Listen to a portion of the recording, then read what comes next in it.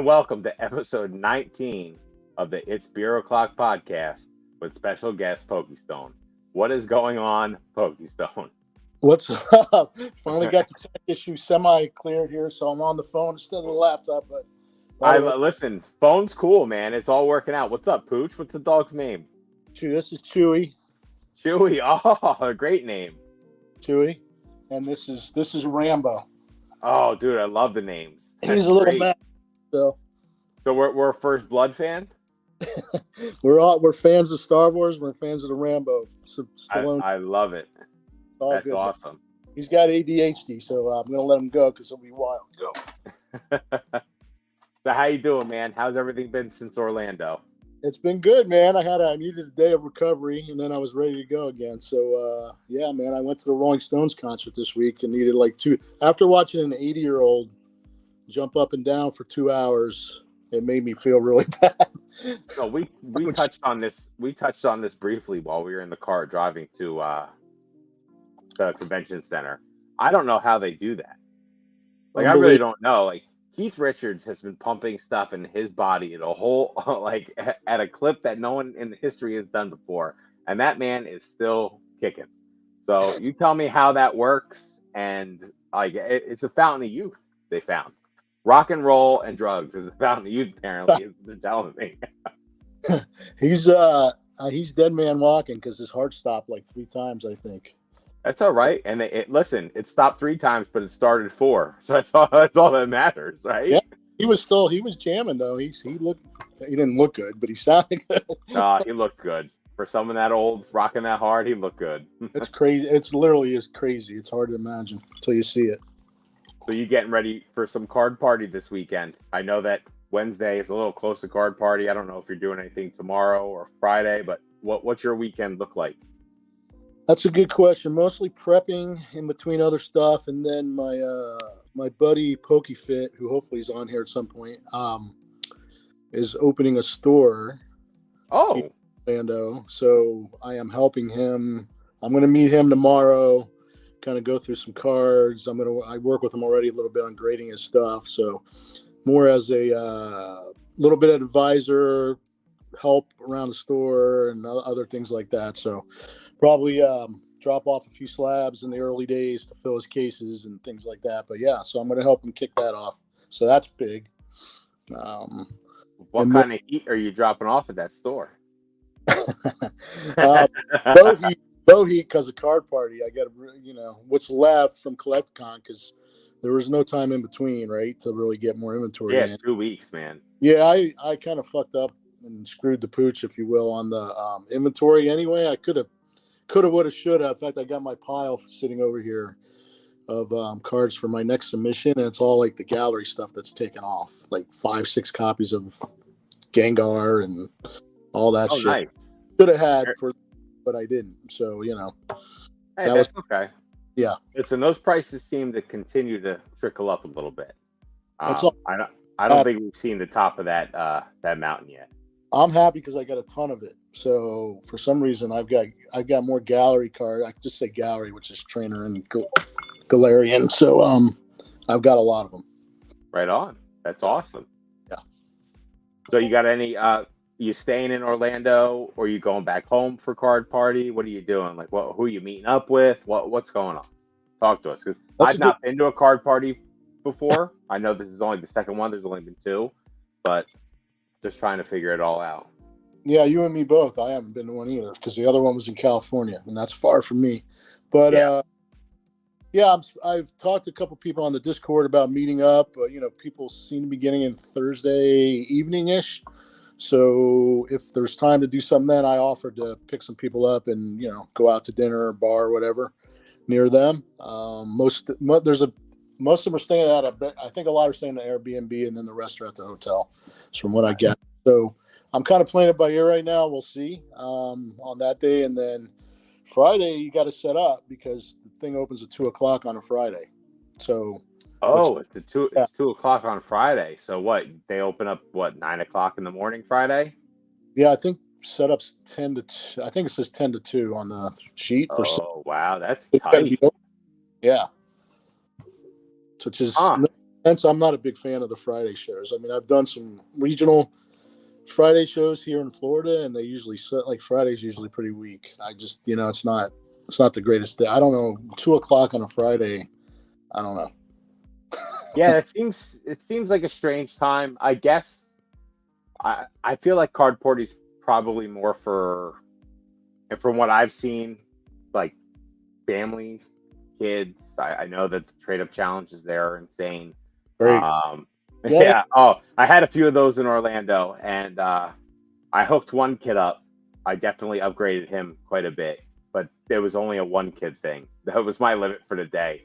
Same Then I here. had, but then I had like 20-something-year-old kids coming up and like, oh, we're doing the trade up challenge. I'm like, dude, no, like it doesn't work that. It's like you coming up to my house when you're 20 and trick or treating. Like I'm not gonna give you candy. Like what are we doing here? So yeah, so I don't know. Maybe it's drawing more families in. Long weekend in Orlando. Maybe hit card party up on Friday, Disney Saturday, back to card party on Sunday because I know it's a 3-day event. Um, Oh man, it's Father's Day weekend too, so there's that. yeah, So that could be the kid dad Pokemon that's thing. that. I'm sorry. I just saw Mr. Walrus. Don't look directly at the camera, Beerski. I don't want to get lost in them again. I can't help it, Mr. Walrus. You'll always be my first. That's Ouch. ouch. So yeah, Father's Day weekend's the only reason why I'm not going to card party. Yeah. I think that was a big. Also, two weeks back, I was gonna originally go to card party, but it was again Father's Day weekend. That's a tough sell with the family trying to get out of Father's Day weekend. You know what I mean? Like it's I, you're the father, but it's less for you and more for the family. So yeah, it's I agree. it's one of those. Yeah, I got you, man. That makes sense. And well, I don't know how it's going to go because it's weird. If you look back, they announced Card Party first, so I booked that. I want to say at least a month, maybe 2 months before Collecticon even announced their dates. So I think in a way, Card Party got screwed a little bit by Collecticon. Yeah, Because, you know what I mean? Because then Collecticon announced after, and I think it was at least a month or two after, honestly, maybe longer before the date came out. Because we were all, because I mean, locally especially, I was waiting. We're waiting for the Orlando show dates since it's not in February. It wasn't in February this year, which we knew. So yeah, that was kind of a interesting. It'll be interesting to put it to you that way. I want in terms of the crowd, I do expect more family, so I am bringing a lot of $50 type cards into 100. I do have a few more expensive ones, but not a ton. So that's good though. I've got a lot in that range, so hopefully those will sell. I was expecting the kid favorites a little more, Charizard, Pikachu, stuff like that. But yeah, stuff like I that. have no idea. I've never been to it, and it's the first time in Florida for the show, and it's coming right after Collecticon. It's on Father's Day weekend. Which of those factors are good or bad? I have no friggin' idea. Yeah, I mean, interesting. Pot to have everything mixed in there. I'm wondering how that's going to go. I know last year was a big success, so hopefully this year is another big success, especially for everyone vending. Um, yeah, but we can touch on that in a little bit. I'm gonna just say hi to some of the people that we have here in the chat. Let's see, we got Pokey Chef in here. Can't wait to meet another one of the homies. Let's go. Hit that like button on your way in, please. If you haven't, hit the like button, subscribe, all that stuff, bells. I appreciate it. We're up to 221 subscribers, I think, as of today. So All right. pretty happy about that. Thank you very much. It's good stuff. Having tons of fun doing this. It was great meeting PokeStone in Orlando. We're also going to touch on that a little bit more. Stone's a gem, an absolute gem. Cheers, mate. The good shit. That's exactly it. Dude, hooked us up, picked us up from the Airbnb both days for the convention, got us there, stopped for coffee, had laughs, dropped cards, dropped card cases. It was a bunch of fun. Can't wait to get into that a little bit more. Let's see. Your average player, Stone is a goat, opera of bagels. So, yes. I helped carry those bagels in.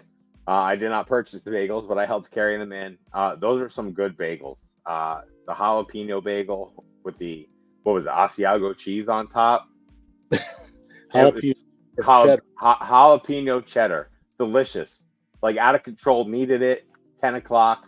People started coming in, setting up. Had a long night the night before. Like It was so good. We'll also hit on that. We got iFOMO in the house. What's going on, FOMO? Number one mod in the game, Drew. What's up, Drew? We got Fresh Tats in here. What's going on, Fresh Tats? Let's see what we got here. That's me talking. Little delay. We had a little technical difficulties, but we fixed them. Let's see. PokeChef number one. We got Jodo Jake in the house. What's up, Jodo Jake? Happy to see you.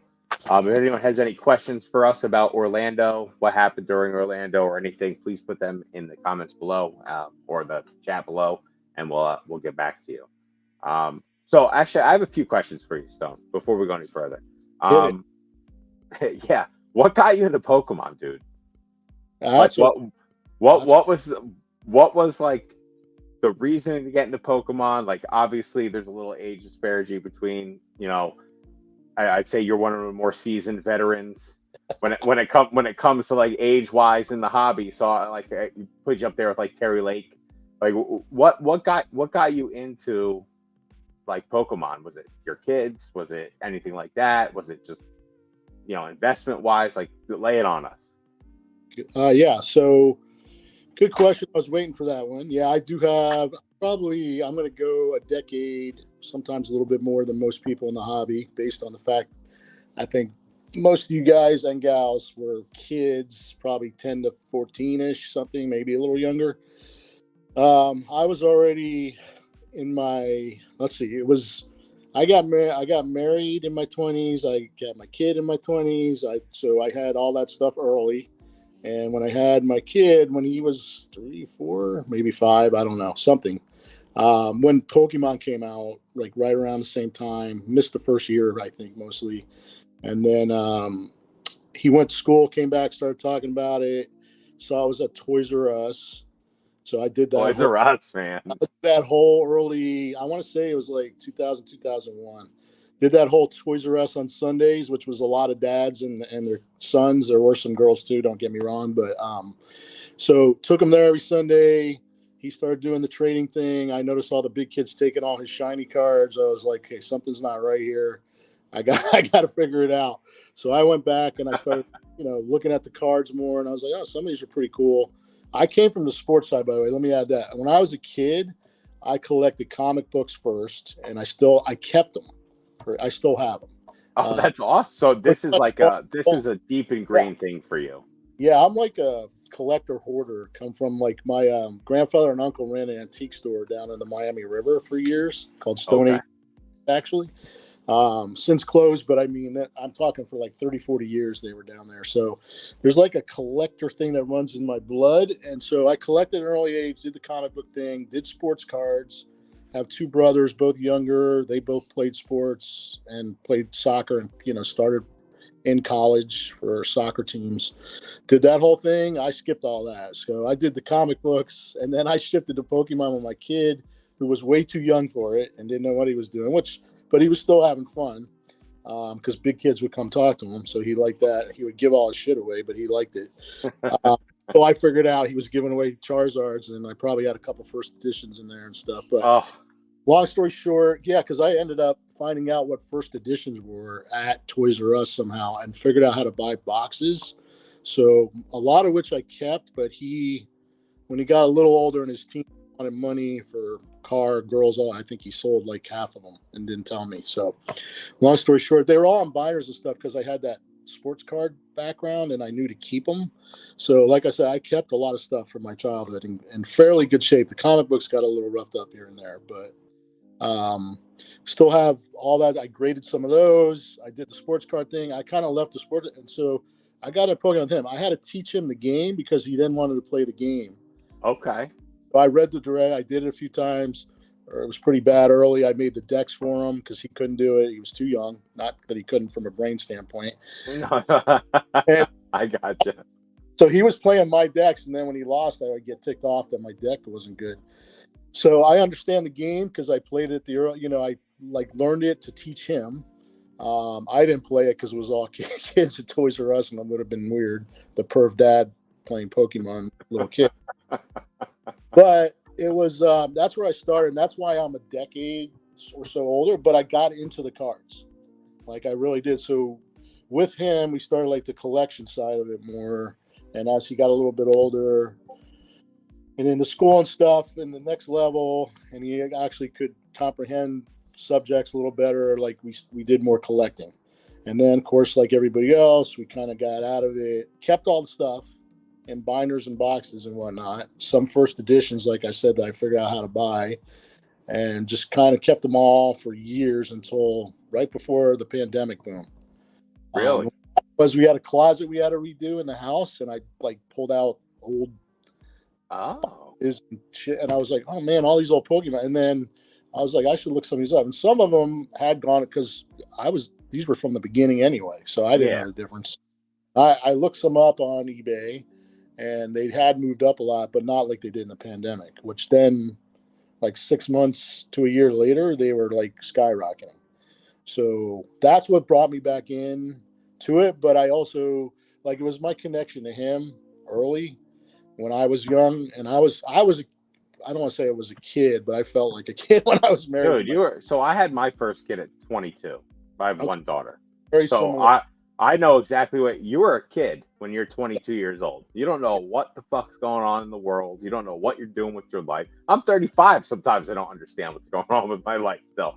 So like, it's all right. But I get you. I was 22. Like, I made like choices because of a kid, and like you have to like do what you got to do. But I get you. Like, so like, and that's cool that was the age you got. Like, that's a completely different story than what we are used to hearing in this hobby. There's not many people that were in their 20s that got super invested in Pokemon because they had kids early. You know what I mean? Like, that's completely unique and awesome. It is. And I kind of like go gung ho for a while. And then when he dropped off of it and went into whatever, WWF and Power Rangers, whatever the hell the next thing was. Nice. I did play the game a little bit too, though. I played video games a lot with him, and did the Smash Brothers stuff. The yellow Pokemon was the big one that I did. But I had to work. Great. I had to work for a living. So, because we moved to New Jersey from Florida, believe it or not. Was up there for 3.5 years for a job. I got promoted. So it was a lot of like, I had to work weekends sometimes and all that stuff in this job. And then after he was actually born in Jersey, and we were like, there's no family up. They all came up at different times, but it was really hard. Like, we had nobody there. So we made a couple good friends who I'm still friends with, by the way. And I lived in Marlton, kind of near Cherry Hill area, more Philly suburb than New York. But I had a good time when I was there.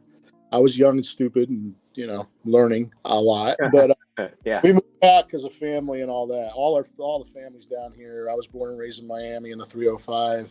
My dad was born in Miami, which is really rare. So I'm a true native.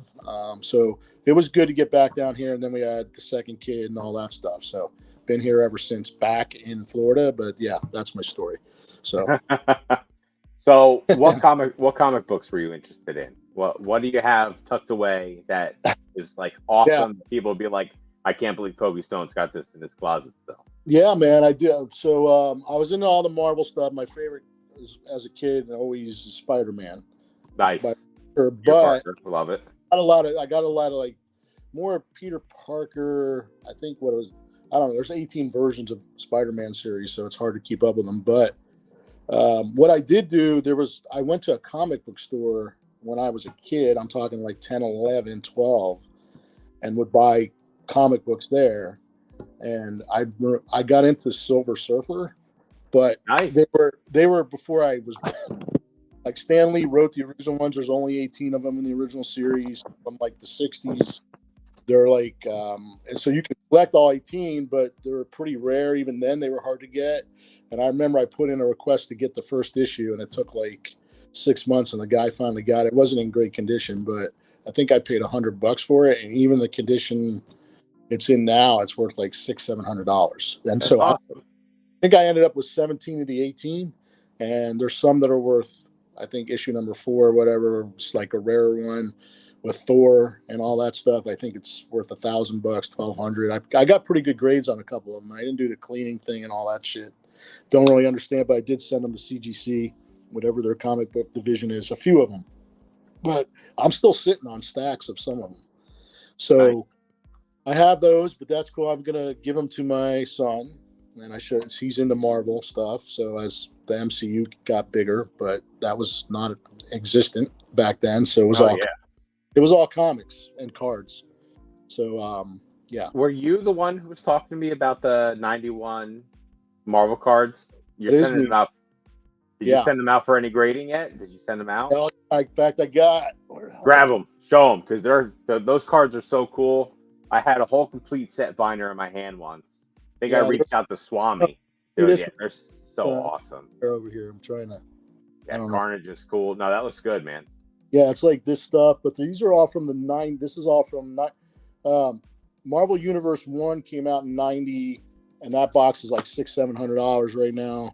But this is Series 3. So they went 90, 91, 92, 93, like that, and this is Series 3. But you can get the Series 3 cards look a lot different. Thanos, you can get these right now for like, I want to say, I try and get them for like $125. So these cards, great. I mean, this is like a $75 card. This is like Doctor Doom's like $60, and this is my second submission of them. First one I got like 20% 10s. This one I sent more and got over 50% 10s. Nice. So I learned quickly how to grade them. You know what I mean? So what's the nuance in grading those cards compared to Pokemon? That's a good question. So the issue with them, and the backs are cool because they tell like the storylines of the characters. Oh yeah. Stan Lee version of it from when he created them and all that. It's pretty. They're fun, man. This is Punisher, one of my kids' favorites. My son loves Punisher. Anyway, badass. Yeah, it's the purple border shit can get really ragged on 32-year-old cards, even when you open them in the pack. So that's really one of the biggest challenges. Obviously, there's some centering issues. The corners get dinged up. There's five square corners. There's 5 holographics, and if you get a factory sealed box, you usually get 5 holos. You don't get all 5 every time. I've gotten some doubles, and those are really cool. And if you get those in good condition, which I think I have, did I bring those? Let me see.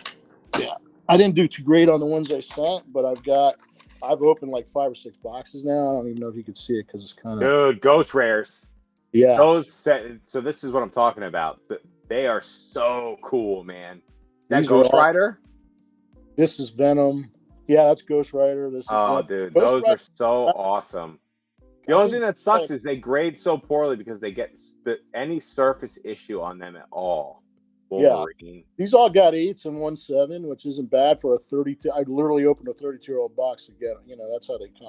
That's so cool. Oh, these are fun. I'm just like getting good at grading them and learning the ins and outs, but I think I was really happy with this big submission I sent in because I got a lot of 10s, so I'll have a lot to sell. And I said the holographics are the ones that are worth the most, but there's some good cards in there and they're fun. They take me back, so it's all good. Yeah. Are they making it to card party with you?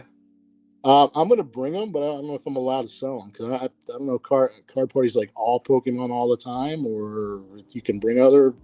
It's not even a TCG, really, right? Bring whatever you want and sell it. Oh, I'm bringing. You know what I mean? I'm bringing it, and if PokeStone doesn't follow the rules, the thing, so you know, and I'll throw a conniption fit, and they'll be like, "Get out of here, man." That's all right. Just fall on the ground, and start drooling on yourself a little bit. They'll let you do what you want. You'll be good. All right, let's go back to chat. Let's see what we got going on because we're already falling pretty far behind. We got lots of people talking. Sorry, man. You asked me questions about my pal. I love the 90s.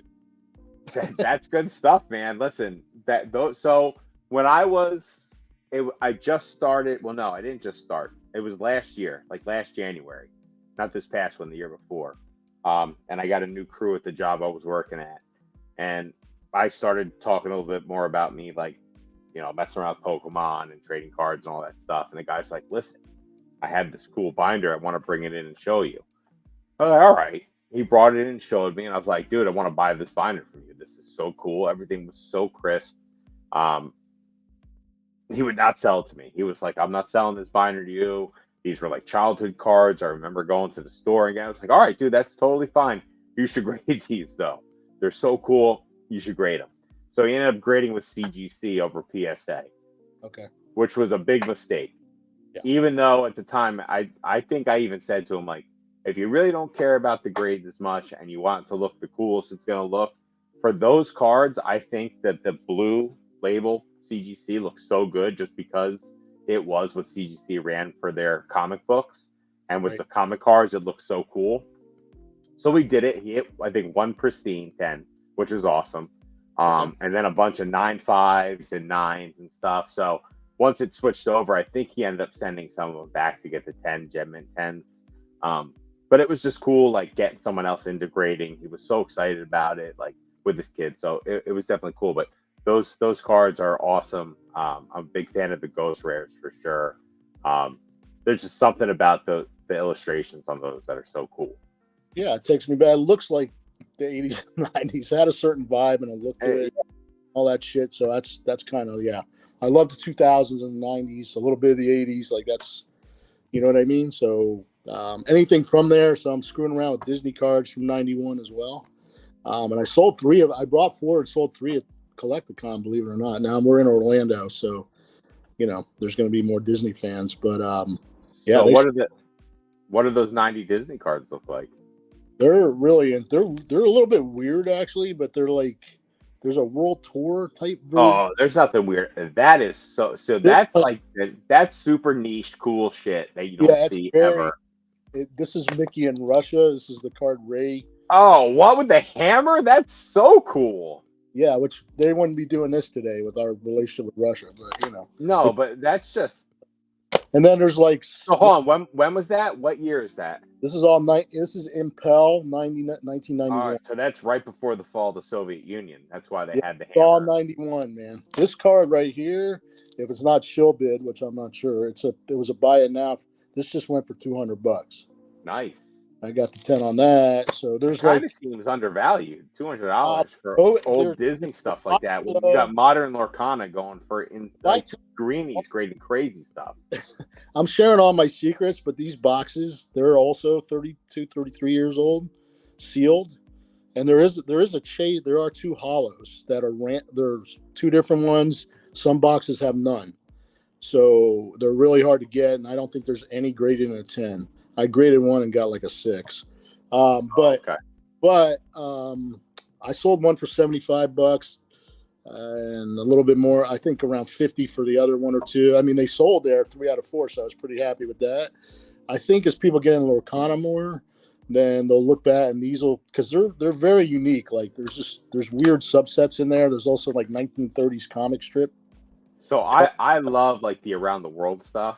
Like the comic strip's cool too, but the around the world stuff like that, you got me there. Like I'm a big history guy. Like that's so there's so cool. Every country you can name almost is in there somewhere, except not Iran, Iraq, and those guys, but like Italy, France, whatever you name it, they're in there. So and it's a Mickey and Minnie like around the world, so it's pretty cool.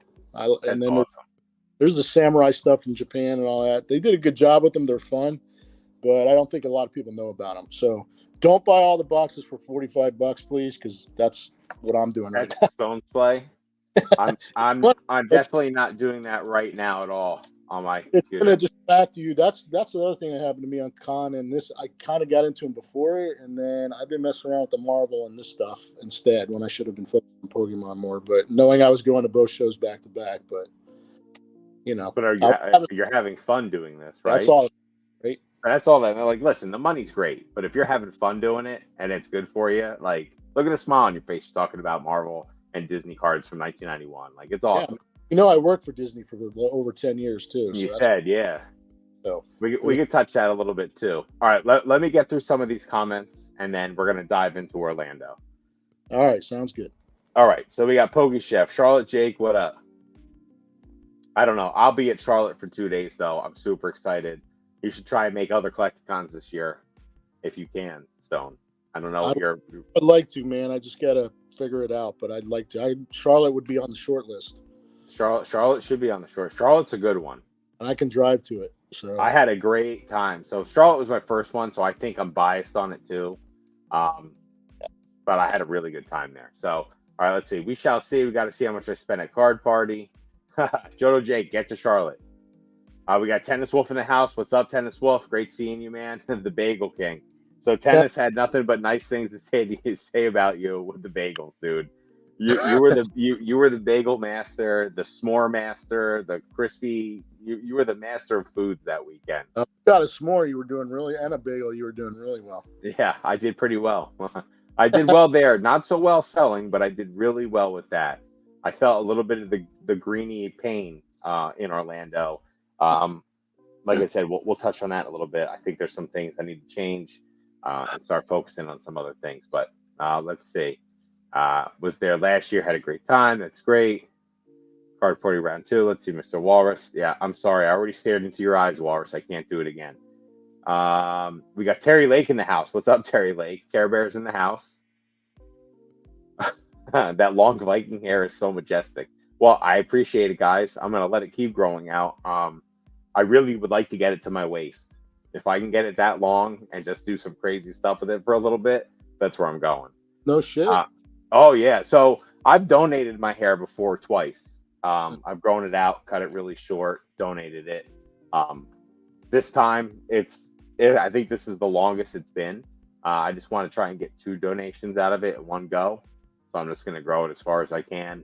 Cool. I don't know, another couple of years. While the hair is still here, all this glory is still here, I'm going to let it grow out because it's I mean, Stone's rocking it too. I have a lot of hair for my age too, so yeah. That's awesome. We got Pokey Wonder in the house. What's up, fam? Happy Wednesday. What's going on, Pokey Wonder? PokeStone, let's go. E-Unit in the house. What's up, E-Unit? Poke Chef saying hi to everyone except Walrus. Flynn is counting on nerds never being able to procreate. It's genius. I love it. Let's see. Bass Bone Lover. Oh, so is that your son? Oh, that is, man. Bass bone lover because he plays. I'm an idiot. Bass Bone Lover.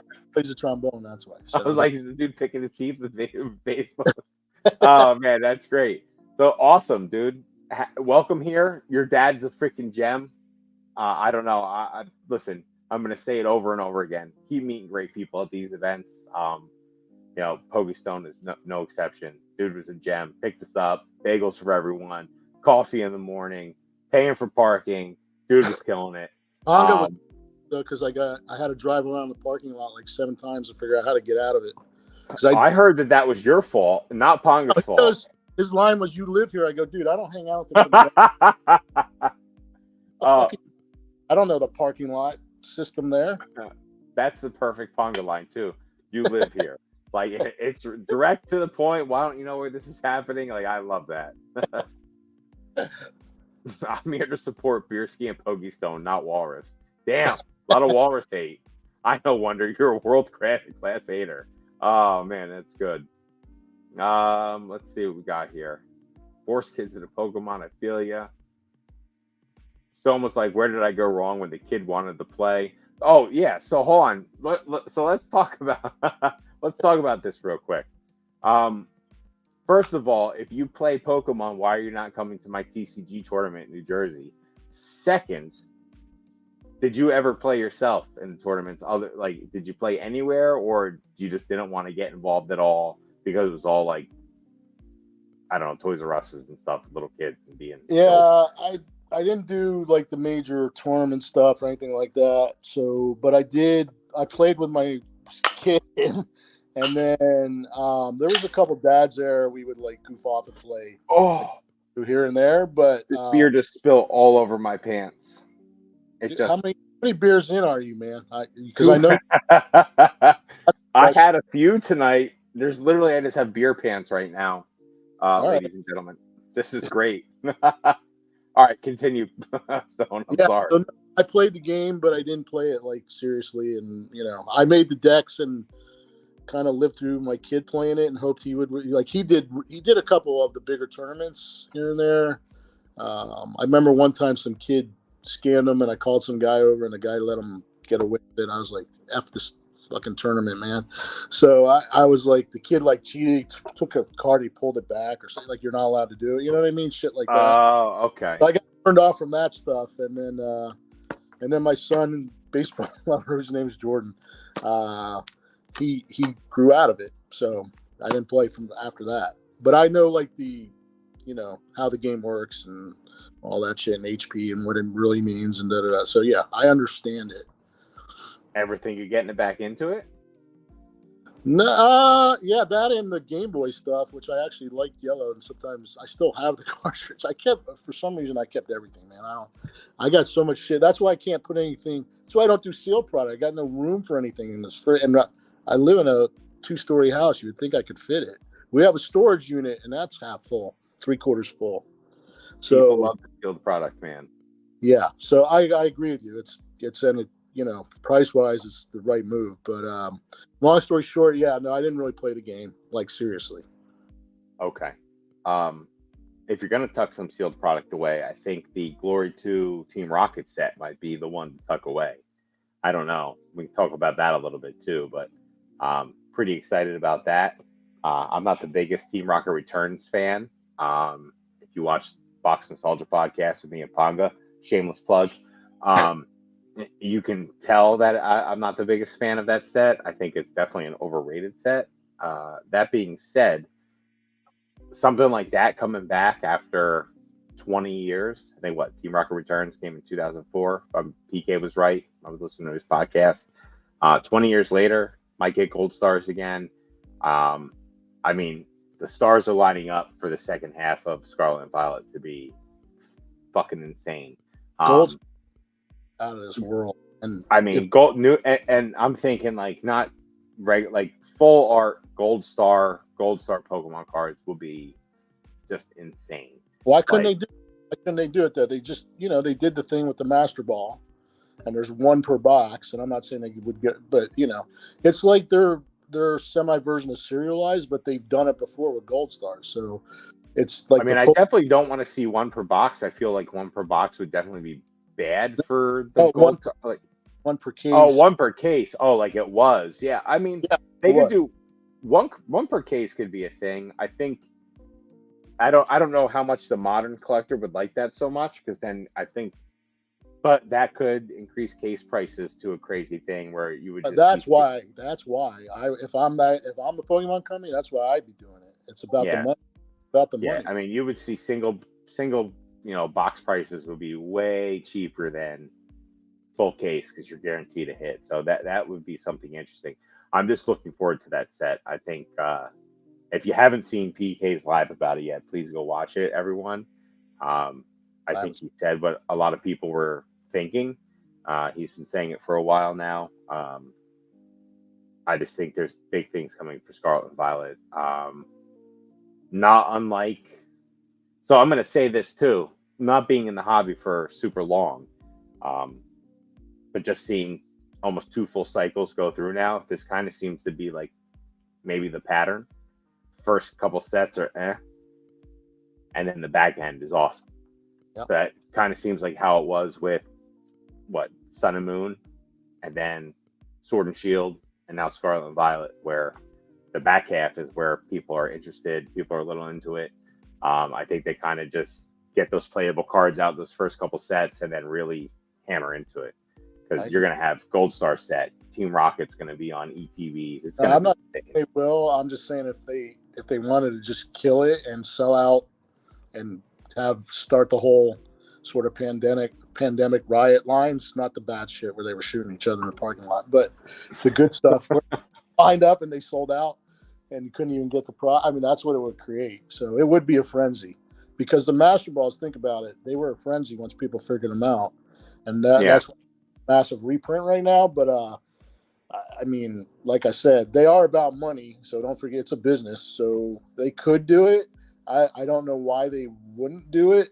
I would love it, but I don't know if everybody else agrees with it. But that's just me. I think did. Yeah, I think they'll sell. I don't know, because they're not selling it for above MSRP, so it's going to be $163 and whatever a box that they're going to sell these for. If Team Rocket Returns is not a special set, hopefully it's not a special set. You can get booster boxes of this. That would be awesome. So I don't know if like them selling pallets is like how they're, or not pallets, like cases is what they're thinking, but it's definitely going to drive sales like that. Every old head that's in here now, it's going to be like, oh man, Team Rocket Returns, want to hit it up. Like It's dark. Uh, Dark it's Pokemon. dark, yeah, dark Pokemon. Like people love dark Pokemon. I know I've seen Dark Annihilate thrown around quite a bit. Um, Yeah. hopefully they add some dark Pokemon not from base, just base set and or I think you got to throw a few series one.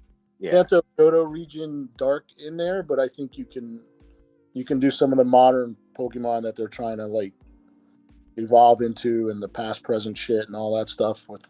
I think they can do both. So, you know what I mean, kind of split the difference because they're trying to push Pokemon forward as best they can without losing all their fans from the original. absolutely. Yeah, and they should be trying to gain more long-term fans with this kind of stuff too. Like that's I credit for that. I mean, I don't love every art that comes out, but I mean, I get it, and I think it's a good move for them to try and do it. It's just, like anything new, there's a lot of people aren't going to like it because they grew up with the, base set in '99 and on. So you're always going to have that crowd, but you can keep them in it, like you know what I mean, and not lose them, and then also bring that other stuff forward. So I think you can do both. They're yeah, they're absolutely. very smart on their business side, and I mean they're the dominant TCG for a reason. So I mean, who am I to say? But that's just my thoughts on it. Yeah, I mean, I agree with you. Definitely the dominant TCG, killing it, doing their thing. Just super excited to see where that goes. Super excited to see what comes after that. Um, I mean, Battle Styles came out of nowhere with the Sleepy Tea, and I mean, it was history from there. Look what the box prices are doing right now. Alt Arts are doing so. I mean, Pokemon knows what they're doing. I think they kind of have us. They have their finger on the pulse of the hobby for sure. All right, let's see. Talk about a couple more comments here. Trying to get down through these. Bro, what the fuck? I'm 20. I can't have a kid in 2 years. Yeah. Well, listen about that. If you do everything that everyone tells you to do, and don't do everything that everyone tells you not to do, you won't have a kid in 2 years. All right. So you'll be all right. But if you ignore any of that advice, you will have a child at 22. And that's how that happens. I didn't tell you to do it. I just told you my story. My kid came out all right somehow, but it was probably not due to me. PokeChef, looking back, I'm glad I had both my kids young. Absolutely. Listen, there's something to say for it, having children young. And I say this to my wife. Like, I had a child young. She's my daughter's stepmother. Um, my daughter's 13 years old now. She's gonna be 14 beginning of next year. She's gonna be in college in 6 years. I'll be 40 years old. She'll be in college, starting to get her life going and all that stuff. While some people have kids when they're 35 and their children they'll go to college until they're 50. So or 58, whatever. So it all just depends on where you're doing it. If you don't have kids young, you party a lot when you're young. When you have kids older, you party a lot when you're older. So I think that's kind of how it goes. So yeah, I'm glad I had my daughter young. I only have one child. Um, it was great experience. I'm But not talking about my party years because I think I got family and friends on, so I'm going to avoid that on here. I'm the so PokeChef, tell incriminate. me, or PokeStone, tell me how what are you doing when you're a child and party? What All what right, so, huh? what did I do? What? No. Ignore that. Oh, Ignore that. sorry. All Okay. right, let's see. All right. I read PokeChef, meant to say you. All right, all I hear is, "Hey, I'm awesome, Dad. Man up, boys." All right, let's go through here a little bit. Marvel cards are amazing. Found out my family from New Jersey has a large collection of original Disney cells. Oh, that's awesome. Nice. That's good stuff. Bring a Spider-Man, Carnage, or Gwen Stacy to card party, please. There you go. Everyone loving the Marvel cards, man. Love those Marvel cards. I have some of my own from my own childhood. Hit me hard. If we have time, I'll mention later like the 30th anniversary Spider-Man cards because I also started doing those. I've had some interesting stuff there, but I don't want to get into it right now. Okay. I got good stuff, but I'm not going to tell you what the hell is going on with them yet. Well, these are some of my, honestly, for those of you on here, so keep it to how many people are on here? 30? I can't see the chat.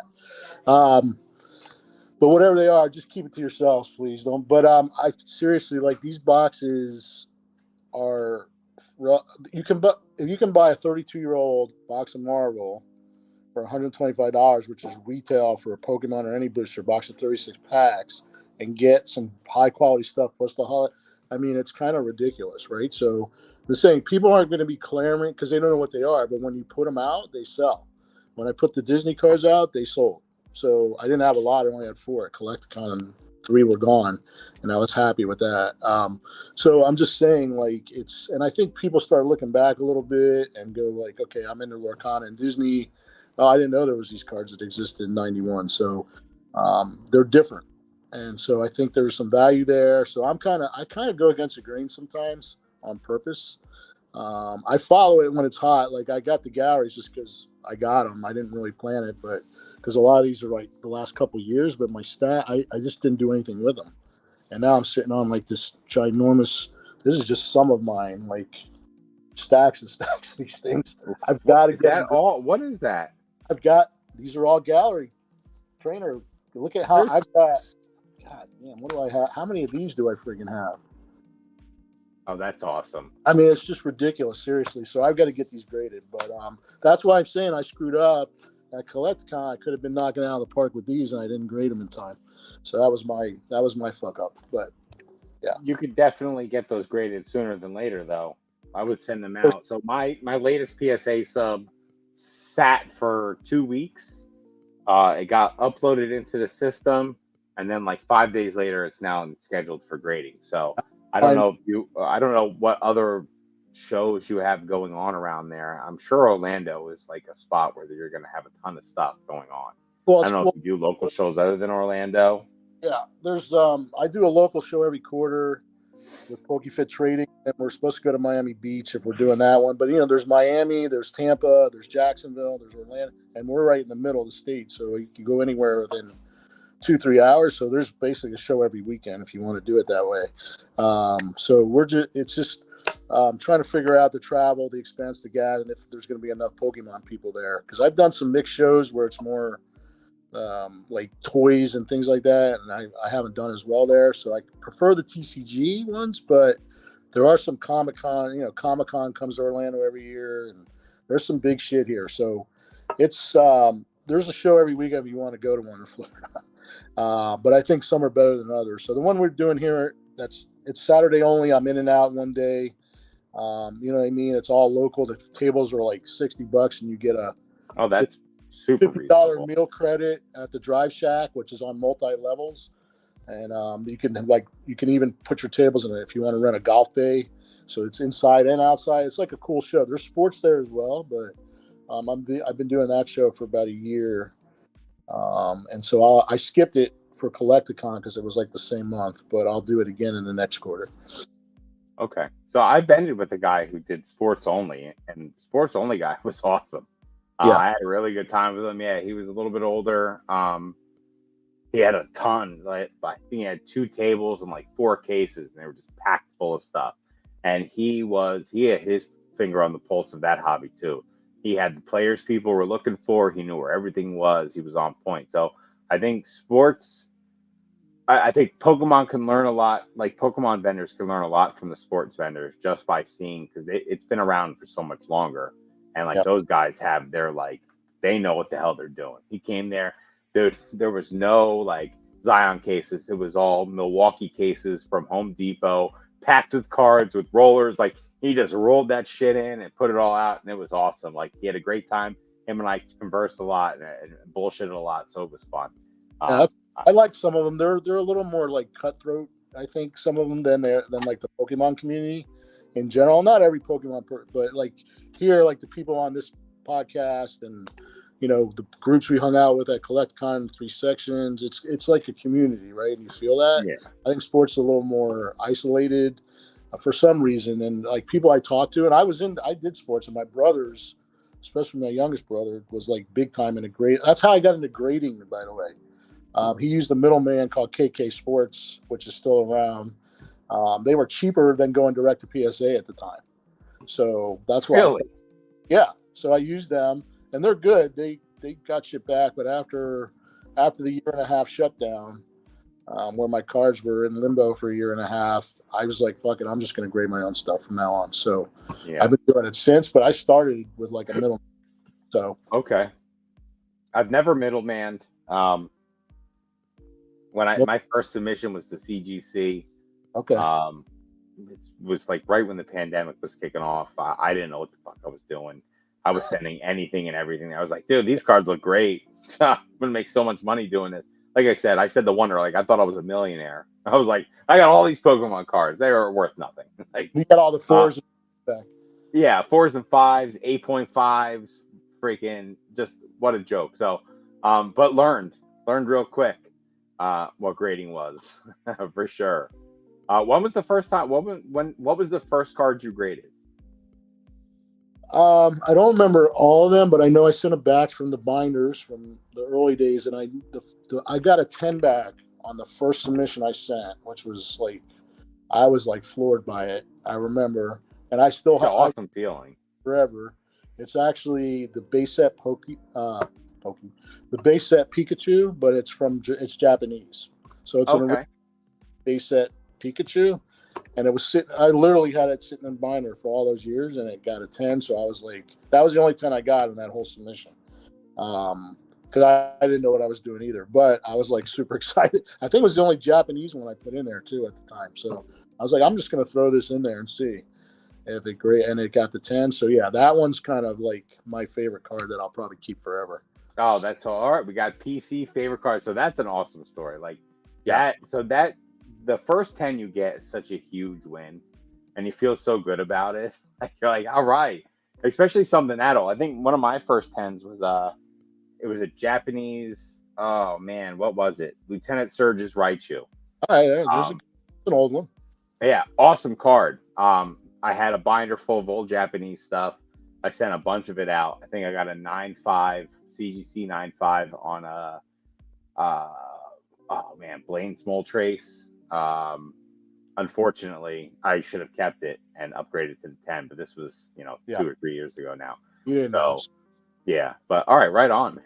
All right, I'm gonna go through a few more of these comments because we're almost at the bottom of these, and then we're gonna start talking about a little bit of Orlando. Let's see. Let's see. Wonder said, "Make me a mod." Or hold on. Wonder really trying to be a pillar. Deflecting is gross. Oh my God. I just bought out all of Disney for less than 5K. Easy sauce. Yeah, Wonder posting stuff about his soft buyouts and how prices have gone through the roof over the past couple of days. I love it, dude. Keep posting content like that, my man. There's low cost. That's all I'm gonna say. What's that? There's relatively low cost boxes out there. Oh, there's definitely low cost boxes out there for sure. I think Wonder has started to tap some of those low cost boxes. You can make money on them. You can make money on them, is what I'm saying. Oh, absolutely. Let's see. Make me a mod so I can boot this guy. Ask him to be a mod. Hobby at an all-time low. It will be up. Dennis Wolf. Stand up and take the pants off. Yeah, dude, I'm still wearing these soaking wet beer pants. I'm not very happy about it. I want to take them off, but you just got to continue through. Oh man, my man is bringing out the Long Branch. What we got going on here, Stone?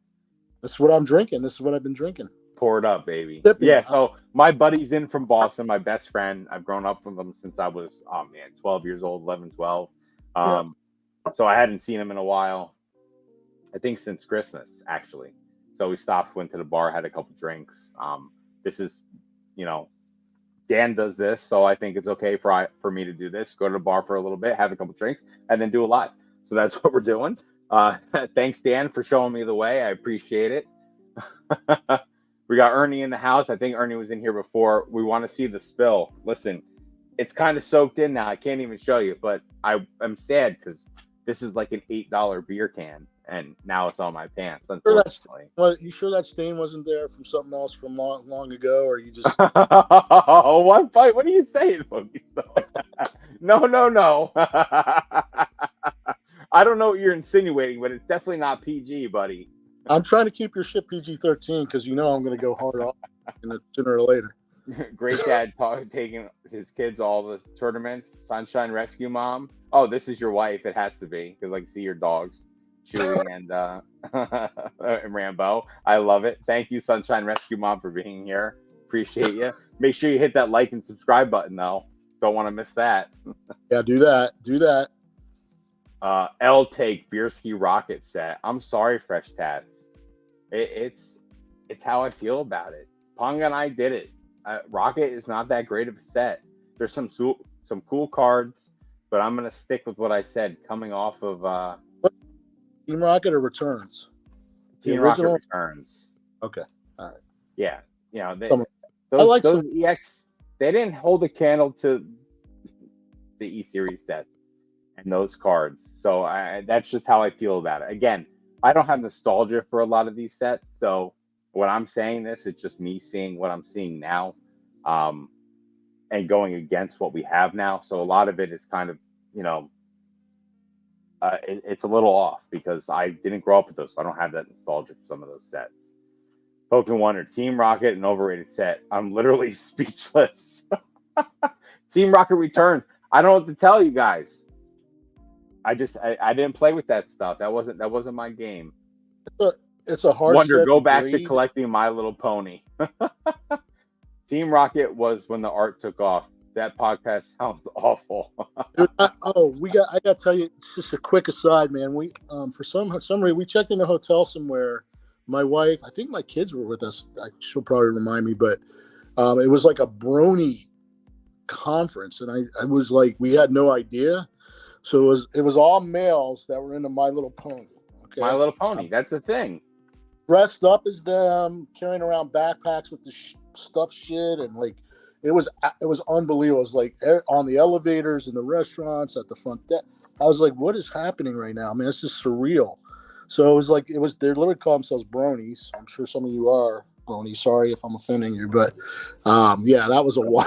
I was like, my God, what did we just get into? Listen, do you not think that people don't look at us the same way when we're carrying in our cases and spilling Zion cases of Pokemon cards all over the convention floor? They're looking at us the exact same way, man. I don't think we are the same. We just don't have furry heads on. All right. I think it's a commodity now, isn't it? Like everybody knows about Pokemon. I don't think people would think My Little Pony is a collectible, but so my daughter was in the My Little Pony for years. Take that or something. That was her big thing was My Little Pony. Then she got into Hatchimals, and there was a whole collectible side to that. So the one year for Easter, I actually went out and got a basket and bought. Man, it must have been 100 of these little. There were like little tiny eggs that you could break open, and these little characters would come out. And there was like a list that you collect. There were special ones. So I must have put like 100 of them with all this like stuffing and stuff and wrapped it up for her. And we just tore these things open. And like, I wish she was more into collectible stuff. She was into it for a little bit and then she got out of it. And it's really not her thing. She's, very musical. She's great at writing stuff. So, huh? Now you're drooling. Oh, no, I'm not drooling. I'm hiccuping on myself. I'm a mess. But listen, we need to keep the show going. We got Brad G in here. What's going on, Brad G? Brad G. All right. Let's talk a little Collecticon Orlando. What was Collecticon Orlando like for you? What was the experience? How were the people you met other than me and Ponga? Because we're the best, so you can't really talk about that. But how was everything? Like, what was your experience? Was this obviously wasn't your first one? Was the first Collecticon Orlando better? Was this worse? Lay it all out for us. A little bit of both. I mean, from a interaction with people and getting to know people better and all that stuff was way better. Because I didn't do any of the dinners or anything last year. I was like shuttling home, doing some stuff here and there. And did Ray keep you in your GIMP box? Did Ray? Ray. Every time, if Ray's on something, just open up with "fuck you, Ray," and then move on. Oh my God, I fucking love it. This is great. He really is a good guy. No, I enjoyed being next to him. No, it was I like I said, from an interaction standpoint, and that's I know it's a cliche and everybody says it, but until you actually experience it and do it and all that stuff, it really is like the main thing. Yes, I've made money. Yes, I was there to make money. I made less than last year. I think I made like $2,000 at least less. Yeah, we were near the stage. Yeah, we were across from Page Boy, which didn't help. But Dude, you know, are you kidding me? but I Staring didn't. at him for hours was the fucking high point of my weekend. He When probably you went. got studs like Ponga and Brad G and PokeStone and Ray around you, but then you have him. Oh God. I don't know how that happened. I think I'm going to blame Ray for it, even though it's not. Blame Ray. Uh, It's Ray's fault. yeah, I blame Ray for everything, even though it's not his fault. But no, I mean, from that standpoint, it was awesome, and like the dinner was fun, and driving you guys around, even though Ponga was crying about me driving around and getting lost in the parking lot, like I lived in the convention center, and all that kind I of mean, shit. you lived there. Fun, and He it had was. a point. And we did the. We also a group of us met at BJ's for beers and shit beforehand. That was That fun. was fun. That was Yeah, a good time. I met your average player there, which was great because he actually helped me during the show. I got a couple stories, quick stories there for later, but I don't know how much later we got. But so We yeah, got it was time. cool to meet people like him for the first time. I didn't even know him before the show. I mean, I commented on Discord here and there, we chatted, but I mean, it was great getting to see him and meet him. And he actually, like I said, ran my booth for me and sold more shit than I did when he was in there for like 15 minutes than I did in like 3 hours. So I was Good like, talker that kid the is. fucking pool and hang out on the raft, like sell all my shit. So, I love it, dude. yeah, UAP, uh, to fly all the way from where he flew from to here. Norway, Norway. Yeah, Norway. To fly all the way from there to here, and then to be stuck in customs, have a problem with apples, all that stuff. 20 something hours later, and he's here, and then he was pleasant the entire time we saw him. He came right up, said hello, um, stopped by my booth a couple times, showed me some pickups he made. Went out, had drinks with them, spent 3 hours in the pool with them. I missed that part. Oh, you didn't get. Oh, so the pool was after BJ's. We went Okay. to the pool for a little bit, had some margaritas. They were fantastic. Yeah. Floated in the pool for a while, then came back and we went to oh man, Red Lobster that night. Had Red Lobster. You went to Red Um, Lobster of all the places you could have gone. so Red Lobster. listen. Pokey Chef was horrified. I'm sure it was. I think it was close to where we were. Um, they had $15 margarita flight, which was awesome. Yeah. The food wasn't terrible. I can't eat. So, and Greeny, if Greeny's watching, you can comment and make fun of me later. When I travel, I can't eat. I have the hardest time eating food. I can drink all I want. I can drink all I want, but eating food is a hard thing, especially in the South for whatever reason. I don't know if it's the heat. I don't know if it's how far away I am from everything, but I went to New Orleans one time, couldn't eat. I had a hard time in Florida, just couldn't eat food. So Greeny was making fun of the small portions I was eating. I was throwing food away. I was giving food away. What a mess. But yeah, I think one of the first things he said to me was like, "You're only eating 4 chicken wings." Because in Charlotte, I only ate like 4 or 5 chicken wings, and he made fun of me then too. Didn't even know me at the time, so it's good. I just can't eat food. But Did BJ's all was right on fun. the bagels and the s'more. I did all right. I was starving. I didn't eat any breakfast that morning. I also think that maybe vending at those big shows with everyone is a little more stressful than I think it's gonna be. That's And right. I'm like just a tiny bit stressed out, like getting in there and trying to get stuff done. Um, so I don't know. I got to figure it all out. I think it's just like getting amped up and thinking like, am I gonna sell a lot? Is this gonna work out? Like, you know what I mean? Like, and just kind of seeing where the weekend's gonna go because a lot of it's up in the air. Like, you can have a really really great weekend or a really terrible weekend, Yeah. selling wise. Otherwise, it's a great time. But so yeah, so UAP is a gem. Um, he sold a lot of stuff at your booth. Did you do any? Did you do any special kind of sourcing for Lexicon? Did you do anything like that? the stuff you had in inventory? Like, what did you bring? What sold well for you? Raw, slabbed? What's up? Yeah, I mean, um, I sold what I normally sell, which is basically my slab inventory. And like I said, I fucked up because I'm sitting on all those, and that's just some of them. All those gallery cards that are zoomed up to 50 and above, I've got multiple copies on multiple copies, and I didn't grade them, and I should have, and I could have. So that and the afterthought was painful. And then I know that's largely though because I've been messing around a lot with the Marvel and the Disney stuff, and I've like I said, I got two Marvel submissions back. First one and the second one that I showed today, part of it after CollectCon, like literally this past week after. So that was tough because those would have sold as well. But the 3 out of 4 Disney cards I brought that had a 10, that were 10, sold well right away, and people paid sticker price, which is really, by the way, that was another trend I saw. I would say normally it's like 20% of people maybe will pay sticker, and not like, I don't know if they're scared to negotiate or like whatever.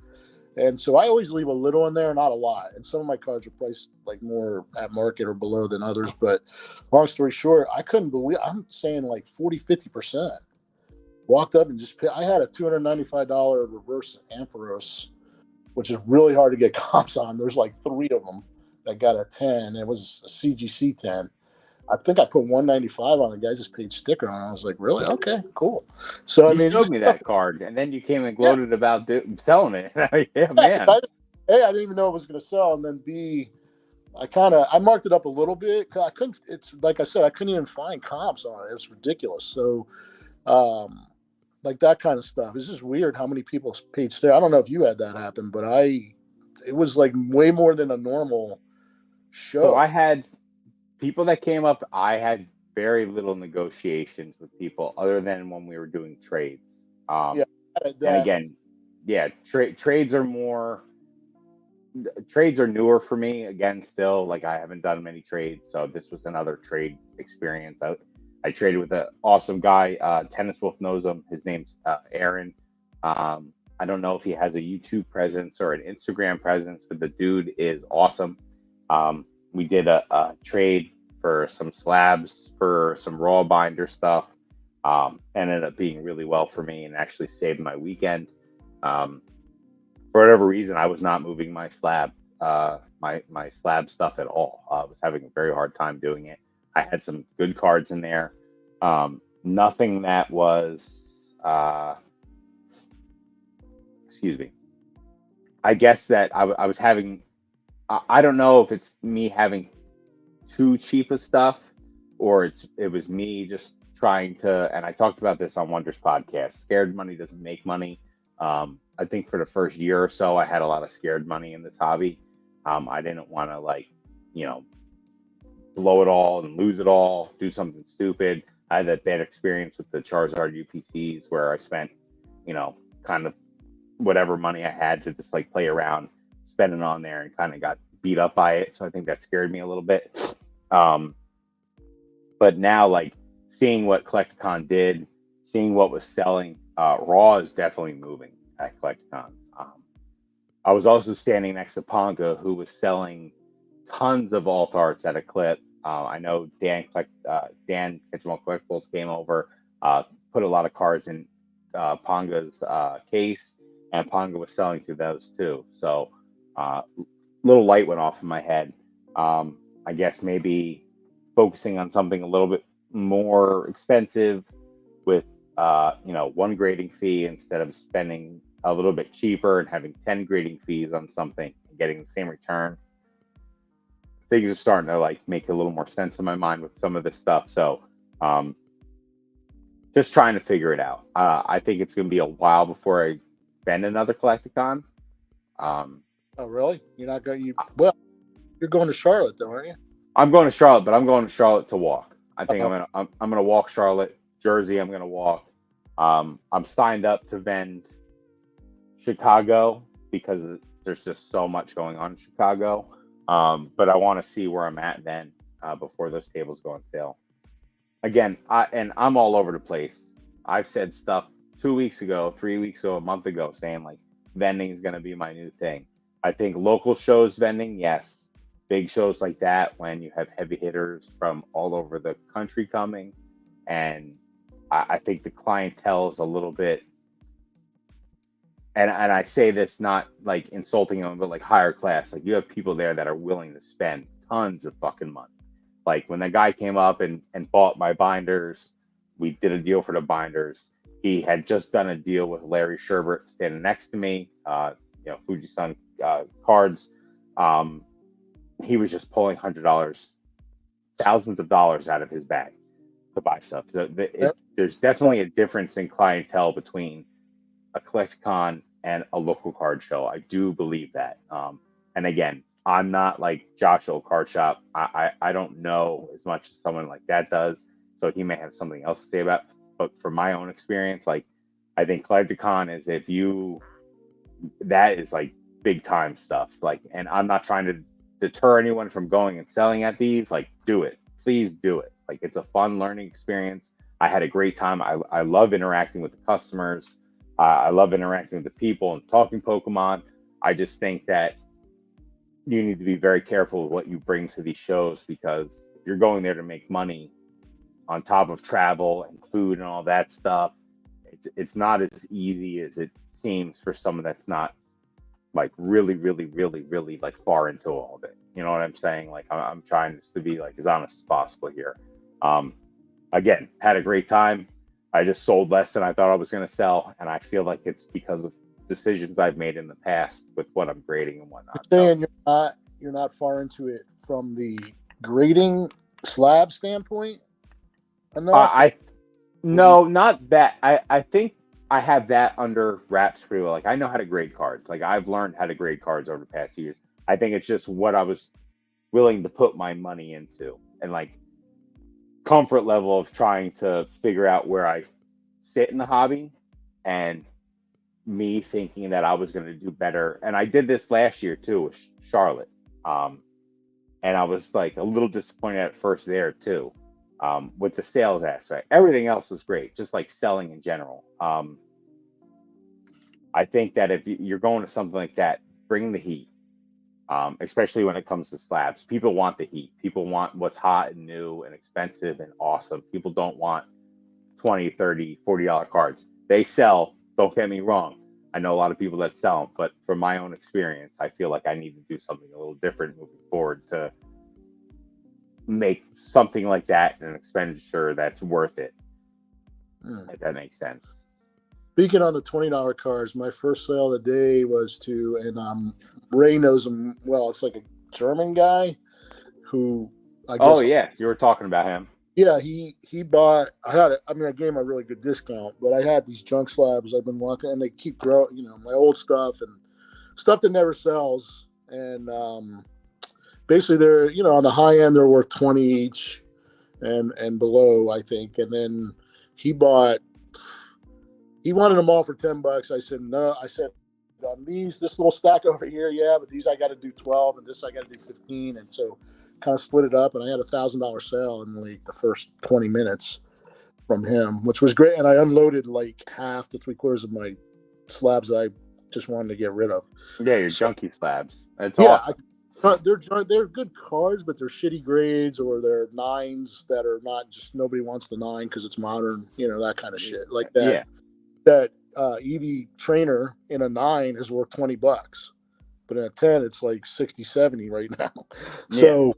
It's just that kind of shit. So knowing what you're doing with that stuff, and I was like, I got in the long run I lost money, but in the short term I made money because it was money that was tied up and just sitting there, and I was dragging slabs and all that. So that was nice just to start it off.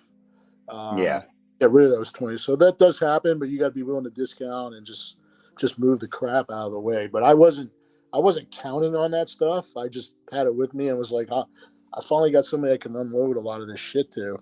And apparently he arbitrages it in Germany and gets like a lot more. And I think UAP does something similar as well. So yeah, UAP does something for sure similar. He was going around picking up stuff. Yeah, they cost here and selling it for. Yeah, I don't know how it works exactly, but I'm sure UAP can do a seminar on it for all of us one day. But yeah. Well, I mean, I guess it has to do with like dollar value compared to other currencies and like import costs and fees. Yeah, Because that he can just stick that shit in his bag and fly it over. You know what I mean? that VAT tax shit and all that other stuff you got to deal with over there, and then trying to mail stuff. I don't even deal. I don't want to deal with it, man. It's just a nightmare.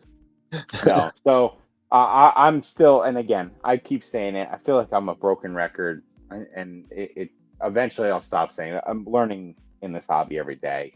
It's obviously not my full time thing. I enjoy doing all of this stuff. Um, I learned so much about grading nuance and stuff by just sending in what I'm sending. I realize I'm pretty good at it. I'm pretty strict with my pre-grading, so I just need to. I think another big thing was buying stuff on the internet and not seeing it in person. I need to just Yeah, hunker down and go to more local shows early and buy inventory there and just buy those $50 to $100 raw cards, grade them, sell them for huge profit or decent profit, and just keep flipping it that way because I'm tying up hundreds of dollars in grading fees with cards that aren't selling right now, and it's kind of like making everything kind of stagnant. So I need to start moving through some stuff. Um, yeah, I think I just reached out to Nick, Old School Pokemon. I think I'm going to consign some stuff through his lives just to get some stuff moving along so I can start focusing on what I need to focus on. But, you know, Collecticon was a good shot in the arm. It's just time to move forward and apply what I've learned.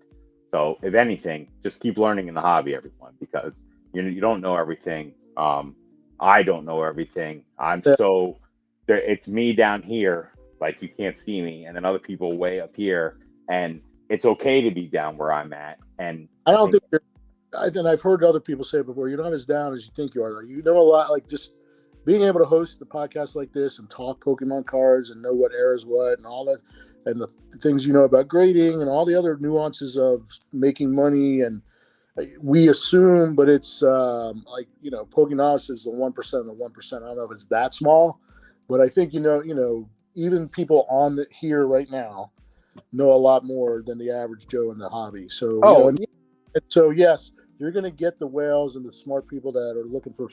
And I had a few of those here and there, but I sold a lot of stuff to Europeans and stuff like that too, because there's that going on there.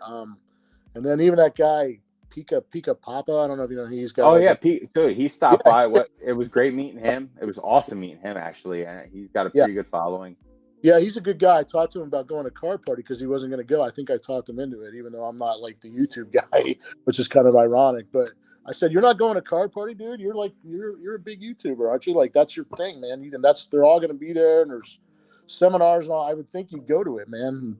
And he was like, he came back later. He bought a card from me, and he was like, "You know what? You talked me into going." I'm like, "Oh shit, I don't know if I should have done that." No, But it's good. he was really Listen, like very if you have, nice, and it was talking to him and meeting him and stuff. So yeah, I mean, he does a lot of stats that are really good, and I actually like his channel for information and stats. I actually learned a lot from him. I told him he does a lot of legwork and data analysis, which I like, but I'm too lazy to do. So I want other people to do it. he's Give it super positive and give too. it. He's got such a great attitude. But I'll trade you my secrets where you can buy a $50 box and 100 extra money if you get a good grade and you know how to do it. You know what I mean? Like that kind of shit. I'm doing weird stuff though too. Sometimes I lose on them. I did open one box of Marvel and every card in it was totally effed. Yeah, but Uh, listen, there's so, that's why being in the niches and stuff is good. That's yeah, your but I mean, spot. the box was $120. I mean, I didn't lose my ass on it. So, No, and I still got a couple of the hollows out of that one. It's that Spider-Man thing, by the way, I was talking about, which is the 30th anniversary of Spider-Man, which is 1992, I want to say. It's like there's these cards. So the backs on these things, man, the centering is insanely bad. Like I had to trash about half the cards in every box because the okay. front is glossy and the back is just like regular card. Oh, I gotcha. Yeah.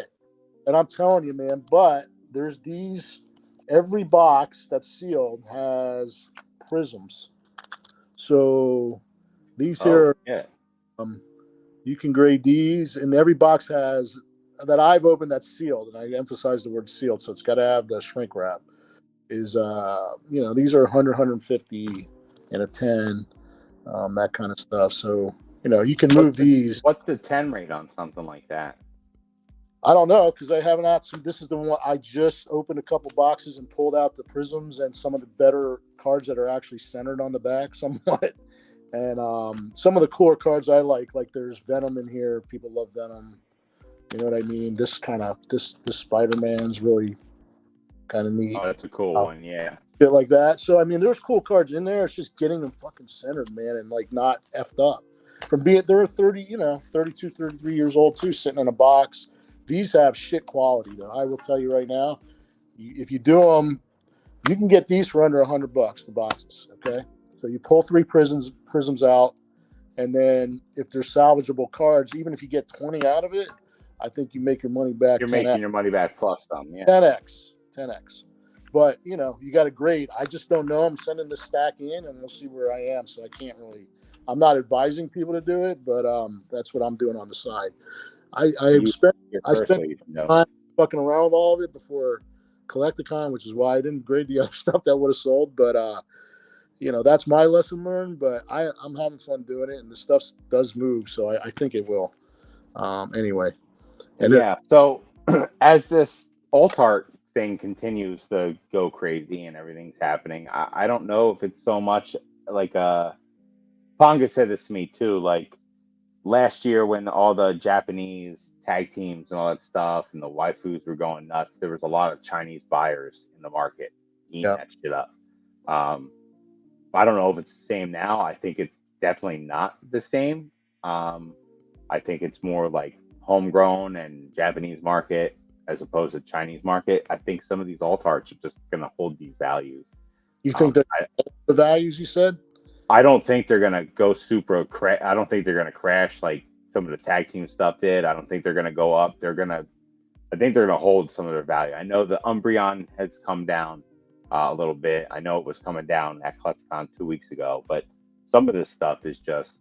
But that's so over. That's so hyped. I mean, and that's what I mean. Like that's super hyped set. But I think like some of these V's that are coming up haven't really retracted that much. I think that, and again, it's been a month, maybe a little over a month, so it all could come crashing down. I'm sitting right now. I do think it's gonna kind of just stay where it's at for a little bit. You addressed my question I was going to ask, which is, what do we think about the alt arts? Is this the time to sell and then buy back in when they drop? Because we think it's going to drop, or they think they're going to hold steady and go up? Because I also brought like my shit ton of alt arts that I've graded. Oh, well, see what I mean. We got Gengar in there, so I'm thinking right now, if you know what I mean, like all these cards. If the Scarlet and Violet back half block hits the way it's hitting, or the way I love that card that you just pulled out. That Espeon card is the best card. It's a good one. I mean, there's a lot of good cards. These are hard to pull, man. That battle style shit is ridiculous to pull. Just all this. I got a friggin' waifu, and I hate waifus. But like this is just some of them. But I mean, this card, which has been going up. I mean, they have gone up a lot. And I was tempted. That's why I took them out. I was thinking about selling them at Card Party and then just going, maybe I just take all that cash, put it away, and then buy back in when they drop. But maybe they're not going to drop. That's the question. I don't think they're going to drop low. I mean, box prices are going up. Prices for singles are going up. I don't know if you've seen what's happening with some of the singles from the latest set, but they're holding pretty strong. They dipped a little bit at release. Now they're going back up again. Well, the galleries, like I said, that I have a ton of all these different variations of them. I mean, and then some of the stuff from Crown Zenith and even this Arcanine, all this stuff's $50 and up, man. So yeah, bonkers. It was like $20-$30, like a month ago, 2 months ago. So yeah, the stuff's going up. I think it's I can't even say rare. I don't even know what to say about it. Like, man, Glaceon V full art. I've got like 3 or 4 of those. I'm sitting on like a lot of shit. These are what I would buy because you can buy low raw. Is that a Sleepy Pika in there? A what? Was that a Sleepy Pika right there? Back 4 cards. Back 4. Oh yeah, I've got 3 of them. Yep, there you go. Boom. Beautiful card. Love it. Yeah, 3 of those. Japanese or English? Yeah, they're That's all English. I do have some Japanese. Don't get me wrong, but I like Japanese. If I'm gonna do, that's the only other ones I would do is Japanese. I do are Japanese here and there. It's not my main. I prefer the English overall, and that's all my calories are all English. Okay. So yeah. All right. I'm gonna shoot back to some of our comments here real quick, Stone, just so we can get through a little bit of these. Who's still with us? Let's see. So we got Brad. We have 12 people watching right now, which is awesome. So we got Brad G. I said hello, Brad G. It was great vending with you in Orlando. You are a G. Brad's great dude. Cool cases, cool cards, fun to vend with, fun to hang out with. Yeah, Brad's always just like even keel too, which even keel. One of the most even keel. I would say he's probably the most even keeled person in this hobby, unless it comes down to Dan, and then he has like a little aneurysm when it comes to Dan, and has to say some shit about him, which is great. Pokemon at Fresh Out. I'm cool now. Just finished reporting your IRS for audit. Feel much better. Wonder is sneaky mean in here tonight. I love it. FOMO. Wonder chill. Why are you Takashi 9ing me? Let's see. I did give Wonder a wrench. Congratulations being part of the wrench crew. You do have the power. Start fixing shit. You can't fix this. Come on. Wrench, congrats. Love that Raichu. I love Florida people. Oh, we know, Chef. Chef, when you going back on Beerski Live again? I should probably talk to Chef about that. Chef was the most watched live I had. I think 515 views. Yeah, now. I'm glad I set a new low for you, so that's cool. Oh, you didn't set a new low. Listen, people are gonna watch the PokeStone. You're a gem. If you don't know this man, go bend with him. Eat his bagels. He's the best. Eat his bagels. Chef, are you from the 305? Let me know, man. I think Chef's from the 305. The 305 is Miami area code. Did you drink those spiked Arnold Palmers I left for you? They're all gone. Between me and my daughter, they were gone like in 2 days. They're good, right? I was saving them I had a couple and then was like tried to hide them in the fridge and then they were gone. I'm like, did you drink all those? She goes, she took them all. I was like, what the? You drank all those, man? I was saving them. Yeah, they are really good. They're delicious. Yeah. The Arnold Palmer ones in particular are very good. This ain't no kids' playground. Let's see. First edition Shadows Brony. Let's see. We got Peak That Shoe here. What's going on, Peak? Nice seeing you. Finally talking Orlando. Yeah, it took us to 809 to talk Orlando. Let's see. Peak That Shoe. Sup, my friend? Love the live this week. Learned so much. Have a few minutes left to finish. Keep up great work. UAP here. I got hit by one of the cards he chucked. Crumpled it up.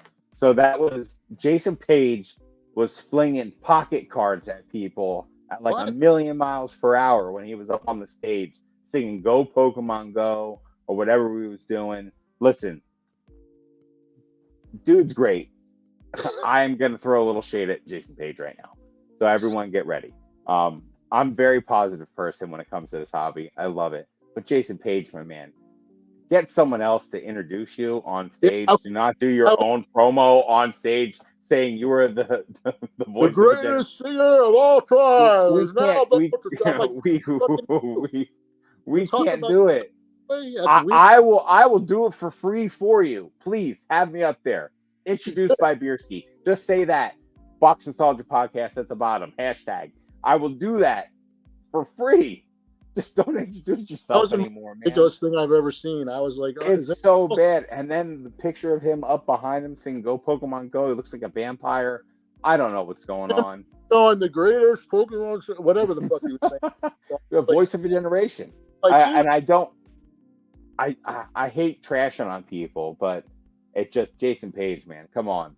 Like, we love you. We do. We love you so much. You are Pokemon singer voice. We love you. You don't have to do too much. Just be awesome. But please don't do that anymore. I don't know. Poke Chef UAP. UAP, one of my favorites in hobby. Much love. Red Red Lobster Rip. Yeah, that was a dark night. I don't know. Thank you, PokeStone. All worth to meet you guys. Yeah, UAP, you're the man. You guys made me more happy in those 3 days than I've been in many years. Well, I hope you have just as much fun this weekend at Card Party. I wish I could be there, dude. I really do. It would be great to see you again. Wish you could make it to New Jersey Collecticon. Throwing a big party. Gonna force Stone to come up for the weekend. I might I have know, to there for 3. My son was born there in Voorhees. dude. Thursday, Friday, big huge I, party. Lots yeah. of beer, river, Pokemon. You could show us those sweet Pokemon trading card game skills you got. I don't know if I even. I might be a little rusty. Let's see. Oh, that's right. We got Java Okuma in here. What's going on, Java? Yeah, we got Pokemon Wonder in here. He does interviews with people like me, and then he goes on and interviews Gary King Pokemon next week. So like, or maybe tomorrow. I think it's tomorrow. Yeah, tomorrow's the 6th. Interviewing Gary King Pokemon tomorrow. Just like he is. That's the thing. No, I'm not. No, Gary, dude, that's going to be a great one. Really, really looking forward to hearing what you got to talk. Gary's going to be like, that's going to be a good conversation. Very much looking forward to that. Fresh Tats didn't see me in Orlando, dude. I was by Ponga. If you saw his cute smiling face, I was right next to him. And then Larry Sherbert's face, not as smiley, but just as cute.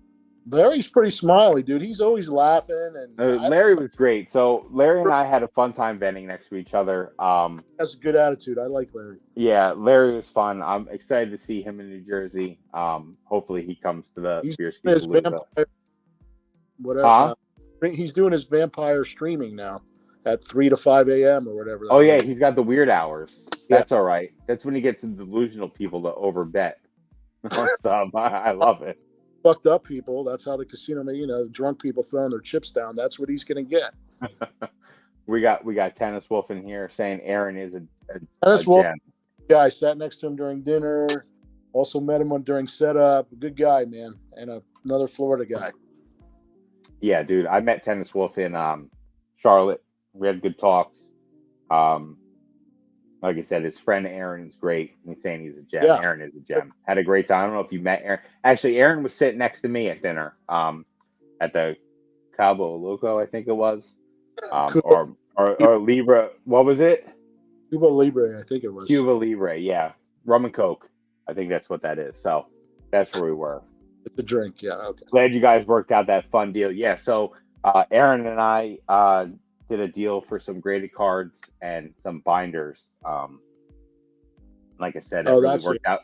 Yeah, it really worked out for me. It really worked out for him. He got some more personal collection items. I think I traded him a Giratina, Galarian Gallery, V-Star Gold, and Pikachu Stamp Box promo, both PSA 10s for a binder. A couple other stuff. But I did really well from that, so it was awesome. Sunshine Rescue Mom, I'm listening while walking the pups. That was nuts. I don't know. I don't know what you. But what did you listen to? What did you hear? You heard nothing. That's right there with you, Beerski. I have to be careful what I reveal about my past. So that's all. You're already ahead of 90% of the hobby. I thank you guys for all the positive vibes when it comes to that. I think, like I said on Wonders podcast, definitely have some imposter syndrome when it comes to some of the stuff. So I think a lot of it's just more on me. Hey man, fake it till you make it, bro. That's all. That's it. And look, I've been hearing that. Listen, and I say that in the business I do. You can fake a lot of things, and then one day everything just clicks. So I'm just gonna keep on keeping on. You're gonna have fuck ups and all that other stuff, and think everybody's better. But you're also gonna hit some gold mines. So just keep at it, and even if they're saying a blind squirrel is gonna find some nuts once in a while, you're gonna get there, man. It's just, I think you're way ahead of where you think you are, but that's just me. Oh, and you know what? I probably am. I don't know. I always err on the side of caution when it comes to, I don't want to get too big for my britches before I could put those britches on. If that makes any sense. I think you put them on when they fit, bro. Yeah, I got to start And putting britches on. with pants, you may need to sooner than you think.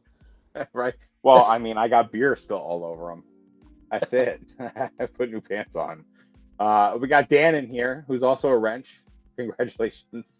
Couldn't God damn, catch us live, but everybody's wanted to say hi. It was oh, nice seeing you. Hope to see you again soon. Dan, it was give great me seeing like a nut and bolt or something. I don't want to be the wrench if everybody else is a wrench. you. It was great seeing you, Dan, in here. I love talking to you. It was great meeting your wife. Um, I'm glad Ponga killed it for you with your cards that were in his case. Dan's wife Um, is awesome, man. yeah, Sweetheart. super nice. Yeah, very, very nice lady. You could tell she's a teacher. She's very calm and sort of like just really like nice demeanor and all that. Yeah, Dan's mellow as well, but I'm just saying like she's So yeah. I Dan's very mellow. Dan's even mellow when he's like out and we're getting crazy. Like Dan's mellow. So like and Dan's the most even killed person in this hobby. the only time I've seen Dan like fucked up is when he's drinking with Pokenomics and those two guys get wasted together and they're just giggling and laughing like two girls. But that's good. That's what you want. Yeah, I actually That's it made me friends. laugh just because not because of what they were talking about because I don't even remember it, but I was just laughing my ass off at how giggly they were. I was like, Yeah, what? dude, having a great time, and that's what it's all about. Like, Yeah, it was and funny. yeah, dude, the hobby's great, money's great, but having your buddies to just be an idiot with is the best. So yeah, it was great seeing Dan. Hope to see you soon. Think I'll see you in Charlotte. I'll see you in New Jersey for a couple days. I know you have your family vacation going on, which is awesome. What exit? Um, huh? What exit? Off of what? In 78, What? 80? Are you from Jersey? That's what everybody. What exit? When you say I'm from Jersey, like what exit? Yeah, but that's the Parkway. And Yeah, if you live off the Parkway, I'm not a part. I live up in the woods by cornfields oh, and cow you're a pastures. you're a piney. No, whoa, listen, buddy, don't you dare call me a piney. That should be a different country, like not a different state, just a whole different country in itself. The pineys, that's a whole, that's Jersey, like a whole. those are Jersey rednecks. They like talk with a Jersey accent. Because in Florida there's rednecks like Southern redneck, but in Jersey they call them pineys. Me and my wife were laughing because when we relocated up there with the jug handles, the pineys, but they spoke in a Jersey. I'm like, how can you consider like they act like rednecks, but they talk like you guys gonna go to the market and Yeah, whatever. dude. Fuck, it was so weird. So there's people around me. We live in New Jersey. I'm 66 miles from New York City. Okay, 66 miles. It's not that far, right? The flash in the pan. hours commuting, you're good. Huge trucks, lift kits, cowboy hats, boots. Yeah, You live in New Jersey. What are we doing here? Like this is not. No. Like I get it. There's cornfields here. No, it's just a different vibe. Like we're not from Texas. I'm not in Arizona, Louisiana, Oklahoma. We're not around there. Like it just completely different. Georgia, North Carolina, South. This is how I feel about it. I felt like this for years. Like there's few things less like strange than seeing a Southern flag flying in New Jersey. Like makes no sense. Shit like that doesn't happen very often anymore. But it's just like we're in New Jersey, man. Like it's New Jersey. No, So but you I don't know. got a lot of serial killers, so that's good. Oh, that's great. Yeah. Yes. Add that to the things that you go to New Jersey for. Serial Yeah, killers. Everyone coming to Beerski Palooza, I promise you won't die in your sleep here. Everything's okay. we lost our track on Pokemon there, but yeah. It's all good. Listen, that's what happens when you're an hour and 39 minutes into this podcast. How long are we going, man? We probably got another 20 minutes, and then we're probably call it. I'm like a 2-hour podcast guy. I got you. Throw the spicy topics out there. Oh, listen. I don't know if we can hit spicy topics right now. That might be for like Beerski late night stream, I or can. like I can handle it. Yeah, you should do a late night stream where it's like everything's spicy, and you can't come on unless you Have tell a us. spicy topic.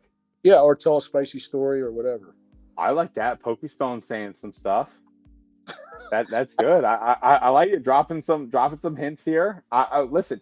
So I really want to do like the have everyone that was on my podcast. I think so. This is the 19th podcast I've done for this channel. I wanted to be 20. Well, maybe you can come on again. I don't know. I have to. We have 18 people watching right now, Stone. So that's awesome. More somehow. How'd that happen? we're doing really good. My family probably dropped off because they're like, I've heard him for years. I do want to get people. So I don't want to copy everyone with their call-in shows, but I'm going to copy everyone with their call-in shows. But I want to do call-ins with people who were already on the channel. Like come in, like, all right, it's been a year. Like maybe I'll do that, like for the year thing. Cool. I like that idea. And then just have everyone come on. I'll do like a fucking 5 to 10 hour stream. Come on, talk bullshit. Let's do it. Like that might be what happens. That's fun. I think that'll be good. PK just had a call-in stream that I was on. I know Old Card Shop and Cardboard Hands and Retro just did one, which was awesome. It was great seeing Quilly on. Quilly, I'm going to be contacting you soon. I'm glad you got on YouTube. Very awesome. Jodo Jake is looking forward to meeting you at Card Party. So Jodo Jake, definitely meet this man. He's great. By the way, Jodo Jake, thank you for liking every friggin' post I put on Instagram, some of which are really stupid when I look back at them. But I appreciate you for that, man. You're always liking my posts, so that's a nice thing. If I have I only get one like, and it's him. That's awesome, dude. Well, I'm going to start liking more. Also, everyone, if you have not liked PokeStone on YouTube, he has 1 subscriber, and I think it's me. So please go out and subscribe to this man. Maybe he'll put some more content out for your viewing pleasure. Honestly, and by the way, you should know this. I should let you know. This is the first live podcast I've ever been on for Pokemon. And I've actually avoided a couple invites, but because it's you and we hung out and I just had a great time with you and Ponga. Yeah, man. Whole crew. All of them, but still, man, I'm like, all right, man, I got to get out. I got to stop being Mr. Anonymous more. But it was great to, you're my first. So, yeah. So, I appreciate that, man. Dude, I really do. Listen, I'm so happy to have you on here. Like, it's so great having you here. I think that's the big part of this channel is to get people on who don't have YouTube followings. There's so many people out there. Dan's been saying it in the Discord. PokeDrew's been saying it. Like, there's whales and guys and girls and people out there that are like super deep in this hobby that have zero presence that you would never hear about or know about at all. And I really want to get more of those people because I have had little presence. Still feel like my presence is small.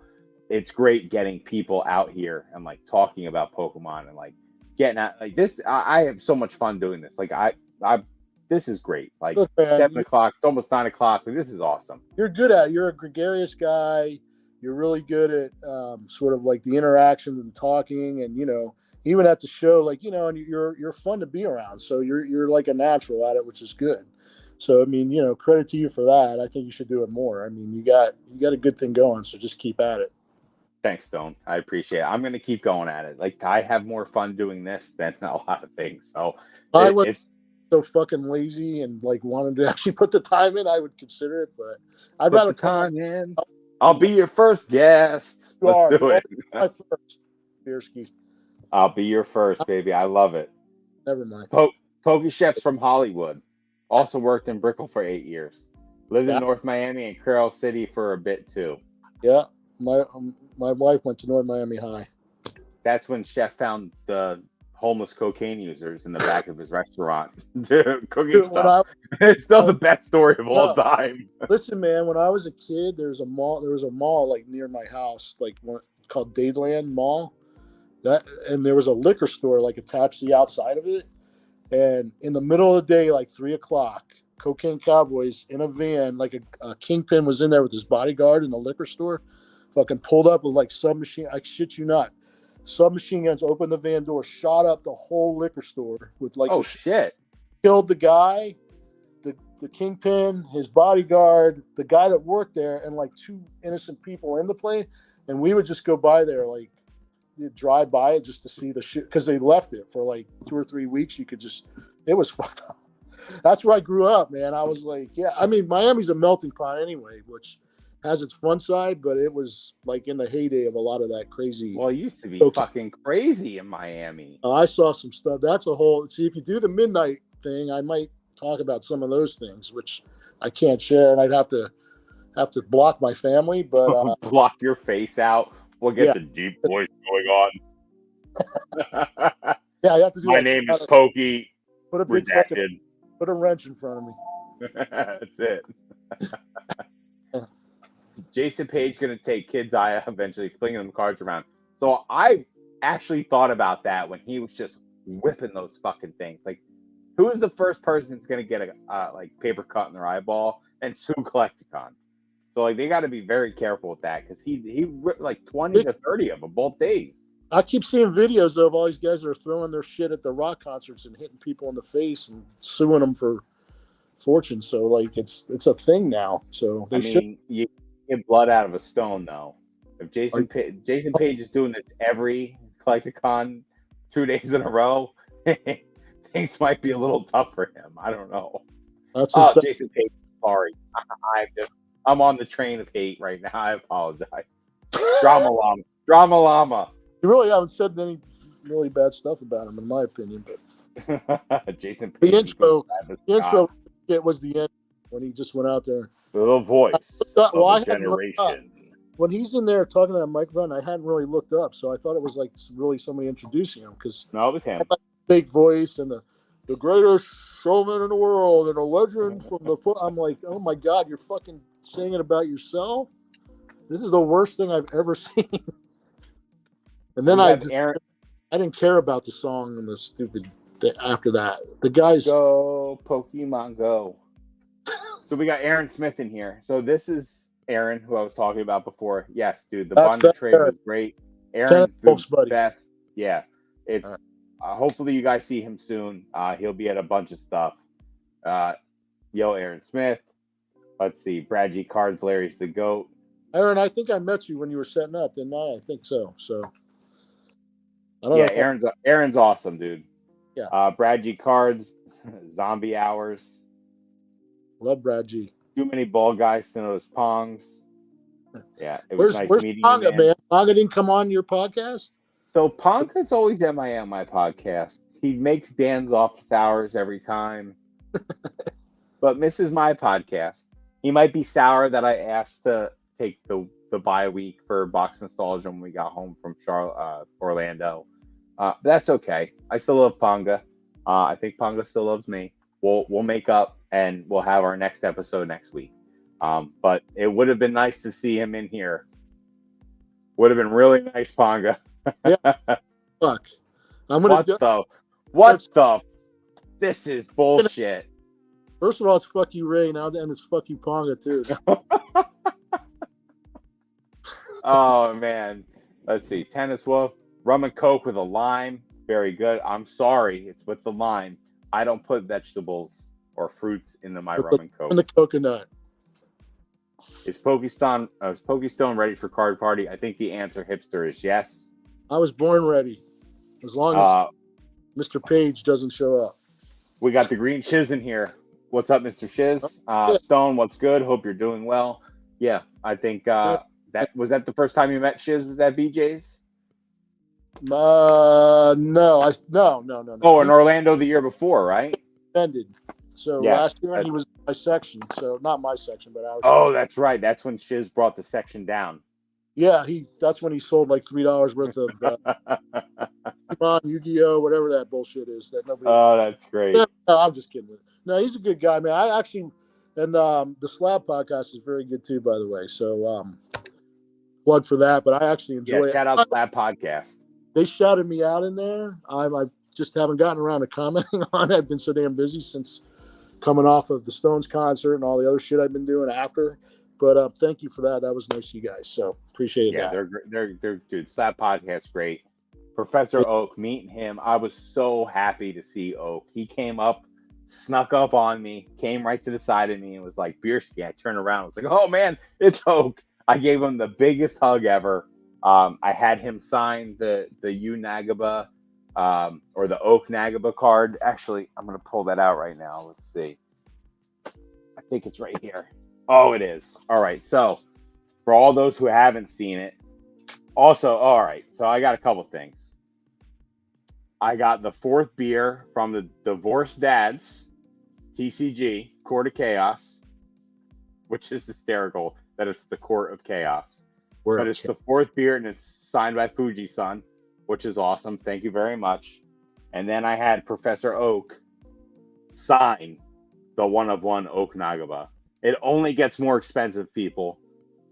No one else is going to have one of these, and I'm so excited. This is the most treasured piece in my personal collection. I will always love this card. It's great. Really, all it is just a blank. It's the best part because you could hear him literally press the button like this, which is hysterical. And then he ripped it and then drew it. Best thing ever. So thank you, Professor Oak. It was great meeting you. I hope to see you again soon. I definitely want to sit down, have dinner, talk a little bit more, but absolutely. Dude, I drove to in Tampa last year, and he stood me up. So. Man. No, he was sick. His family. He only likes people that have 12 inches of hair or more. I thought you were going to throw something. No. This is not the midnight. Don't be throwing 12 late hours podcast yet. So no. Divert everybody, man. Come on, get back. Brad G Cards, Dan's wife is cooler than Dan. Thank you, Brad G. She is, man. I've been with Dan's wife just because she's like she probably crushed it. I'm sure. Teachers have the way to speak. I've been with her last year. She was there last year, I think. Beerski the Piney. I like the ring. Take that back, Shiz. It sounds nice. I don't even think you know what you're saying here. It's almost insulting. You know what? He's not that. You could. People would think you were. A Piney? Yeah, man. You got the long hair. You're a big dude. You know, you fucking can come out of the woods and. Listen, Bigfoot maybe, a Yeti, yes, not a Piney. My goodness, we got Basic Trainer in the house. What's up, Basic? You could live out there with the axe murderers in Jersey, the guy that's fucking killed all those people, dumped them in the swamp out there. There's a lot of weird shit that happens around here. No, but that guy that's in the news every other day finding more bodies or whatever. The guy, the husband, I'm talking, whatever. Anyway. We got Pikachu here. If you could describe the perfect Pokemon event, name 4 things you'd love to see there. Wow, that's a good one. Not the fucking concerts. Okay, no concerts. That's the first thing. Yeah, they're just. I would like to see more panels. If they do panels, which I do like I do like panels sometimes, but just don't do them on the main floor in the selling area. Like, why don't you have a separate? Same thing with the concert. Like, let people. How many people that go there for the concert? Is my first question. Second of all, does that really attract more people? Like, what? I don't, because it costs money to fly those people in, put them up, have them. I don't think it costs the ticket more money. It definitely costs Collecticon more money. No. Yeah, the people that organize the show pay for. Oh, for sure. I think they don't do a separate room because there's not enough. I mean, that fucking convention center is massive. That was probably like a 32nd of the size of the convention center that they filled up for those concerts. Very small.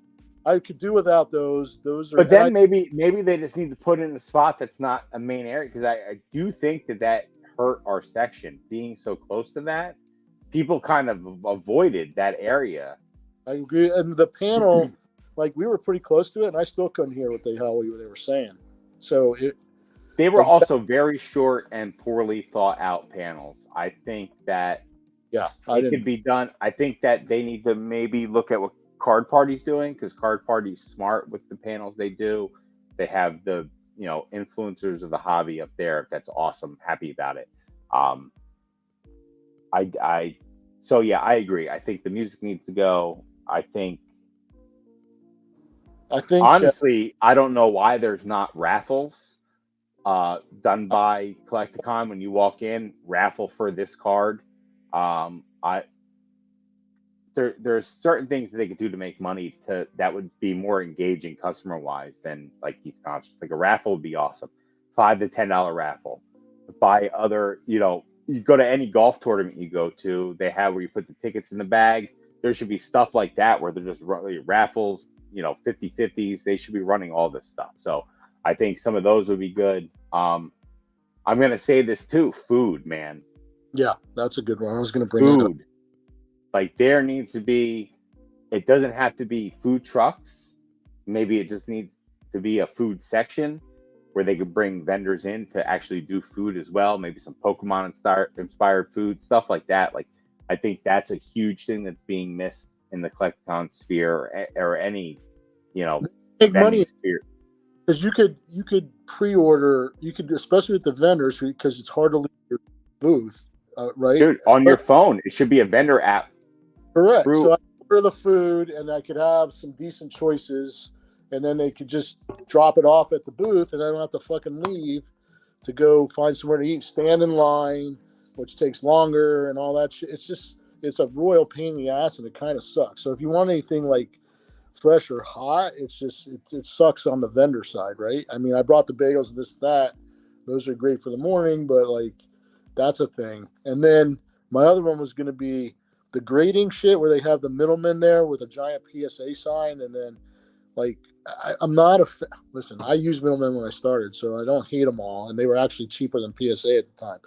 But I think for a lot of people who don't know what the fuck they're doing, it's confusing, and I don't like I don't love it from that standpoint. And like I know Card Party's PSA is gonna be there and CGC, which is interesting. CGC is based in Tampa, by the way, so it makes yeah, sense. Sarasota, right, is where their office is, I think. Correct. Yeah. Which is right Uh, below. so Jodo Jake said something on-site grading. Yeah. PSA needs to get on that. So I do agree. Like, and I think they're doing that for some of the PC is doing it for a Card Party. Card Party. So that should be at every show though. But Like that should be a thing. Like it's confusing because PSA will be there, but it's drop off only. but it Like, shouldn't be drop off. It should I be we bring a small slab sealer and we can slab 500 slabs this weekend. First 500 people that get here, $10 slab, like in person, $10 grading. Eat it up, do it there real quick. Just run it 24 hours so you can grade them and stuff. I think that's a great idea from Jodo Jake. I've got some reholder stuff I needed to drop. I was hoping I could drop off for $10 each at the show, and then get it at the end because I've got some 9.5s I need to do reholders on. Yeah, I just sent a 9.5 reholder for a Clefairy and Pikachu Stitch card from '98 sealed ass. It's awesome. Okay. It's a great card. Like I really want to get into those a little bit more too. Like those niche cards are so cool because they're not TCG. It's just Pokemon on cards that were awesome. Right. All right, let's see. Oh, Mexican hipster's disappointed in Basic. You know why? What did he do? Is that table and room still available? the basic bankrupt MetaZoo. Spicy time. Let's see. Dan's shoe game. Spicy. No, that was Brad G taking savage, dude. Taking a picture of Dan's shoes and putting them on Instagram. Dude, it's so savage. That's pretty funny. Dan is tall and intimidating, or I'm too short. Let's see. No, let's see. Proud to say I'm sub number 3. Oh, PokeStone has 3 subs now. We went from 1 sub to 3. I love it. I'm not. I mean, I've never sought out to get like subs and be out. You know what I mean? And when I post shit, I just blurt out what the fuck I think and what's on. What I'm like. I just do what I do. I don't really. I'm not trying too much to like get a bazillion subscribers. You know what I mean? It's not my thing, but I don't mind it, but I'm not trying to do it. But I appreciate it. Yeah, and listen, man, that's kind of how I've been rolling with this. If it happens, it happens. I know who I'm talking to here. It's the same people. I love you guys. Thank you for listening. Thank you for listening to me. Like, it's great. Like, if you're listening and you haven't subscribed, please do so. Be awesome for me. But like, dude, this is just fun. This is a fun thing for me to do. Oh, PokeStone's moving around now. We're getting a view of his house. No, my dog just came over and plopped, like literally right in front of me here. Just they got exhausted. We got Pete Tattoo saying he'd call in for the 1 year anniversary Beerski Collects or It's Beer O'Clock live, so that would be great. I think I'm gonna do that. That might be a thing. So if you have been on the channel, I think in what's gonna be October 15th. I think. Oh, there he is. That's Rambo, right? Yeah, that's Rambo. Yeah, I got Rambo. Chewie's the light one. Correct. That's awesome. What are you doing, Rambo? You saying hello? Wake up. He's got that 1,000-yard stare going on. He's got really, He's seen some shit, that dog. Ginormous eyes for his head, for the size of his head, and his face is all smashed in. So you got that going. He's got the smushy face. Yeah. It's hard. You guys are golden with the heat for them. Like they get overheated really easy because their snouts are so small. Like pugs. Yeah, exactly. Same principle. Shih Tzus. Your average player wants you to be your uncle from another mother. Your average player? Yeah, he wants you to be his uncle. He's in. He's in. It happened. Let's see. Brad G cards. Dan only 1 inch taller than me. We measured. Them thick ass aviator shoes give him like 2 inches at least. True story. Let's see. Your average player. I have to get back to family, but I'll listen to the rest later. So glad I got to meet the both of you. Average player, dude. It was great meeting you. Keep eating those big, huge plates of veggies, baby. French fries are terrible for you. Broccoli's good. Let me tell you 2 things quickly about your average player. First of all, I literally did have to go to the bathroom, and I was like, you can negotiate shit while I'm gone. So I come back, and a guy's sitting there, and he's got a stack of like 6 cards already, and he's going back and forth, he's just talking. I go, no, and I come back, he goes, oh, you want to take? I go, no, go ahead. You seem to be doing fine without me. You don't need me to jump in. So the guy says something, and then he asked about a price, and your average player goes, we can do. We'll take 5% off. And then guys like hemming and hawing on it and all that shit. And I'm like, because of the eBay fees, 13.5% and all that shit, which your average player doesn't sell on eBay. So I said, so he didn't care.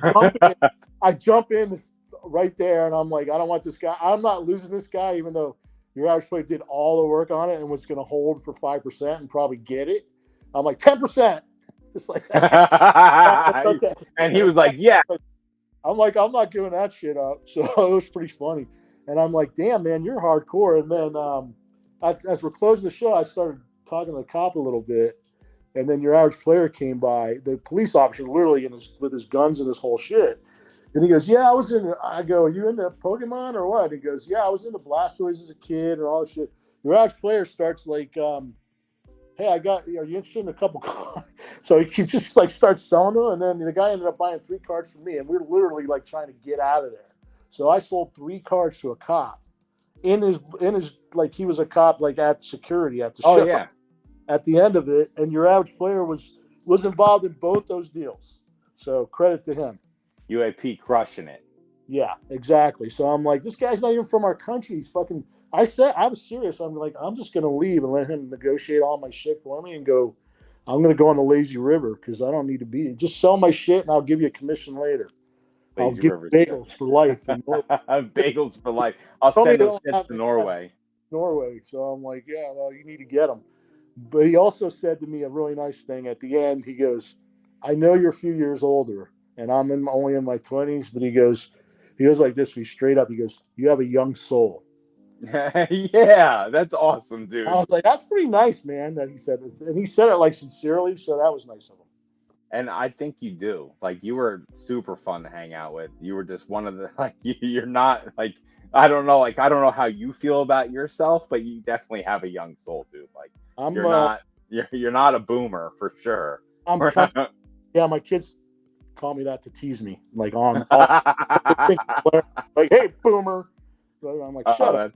That's great, dude. I love it. But they like that's out of love. Yeah, and no, it's funny. I gotta laugh at it. But yeah, man. I mean, I'm comfortable in my skin at this stage. You know what I'm saying? So yeah, absolutely. And as you should, dude. You're fucking great. You're awesome. I didn't know you from a hole in the wall, and you came to lunch, picked us up. I met you. I consider you a great friend now. It's awesome having you hang out, and I can't wait to come back to Orlando. I think Orlando is going to be an every year thing for me. It's just an easy flight to come to, so I can't wait for the next one. Just come in a day or two early so we could hit that microbrew I've been telling you about and all the other good eats that are off the fucking Toron I track. know it's just so Get hard when everyone's there. So maybe I will come. I think if I come next year, get away from those chain restaurants like Red Lobster and BJ's and Red Lobster. I know the local it'll. go where we go and the good food. Those bagels was just one small sample. Imagine all that shit magnified with alcohol. And Dude, like what an amazing thing. even the Mexican food I told you about, agave azul. I think I told your Mexican hipster and your whoever else was on there. Like, there's good shit in Orlando outside the tourist trail. Oh, and there is. It's just when everyone's there, it's just hard. So maybe I think Man, going. I push it honestly. I don't push it too hard because there's people that want to hang out. They're tired, or they just want to go back to the hotel or their train night, and all the shits. People don't want to like go far out of their. It's not, and nothing's that far. Especially if I'm just like I'll drive. I don't care. But if you come in a day early, stay a day later, we'll hit all those places because there's some All good right. stuff. Well, next year I'll be there a day early and a day later because I feel like there's a lot of people in Florida too, in the Yeah, hobby. So do a Florida thing because you got Ray's here, Tennis Wolves here, all those guys. I think Aaron. oh, I don't want to see Ray. Nobody wants to fucking. I'm kidding. I love you, Ray. Nobody wants to. You're kind of stuck with him. He was the All right. he was the coordinator. We were stuck with him. All right, sweet. You're gonna see Aaron at card party. All That'll right. be good. I'm Yeah, happy about that. I didn't What's really, your but I sat next to Tennis Wolf at dinner, so we had a good chat. What's your to go order at Dairy Queen as we wrap up?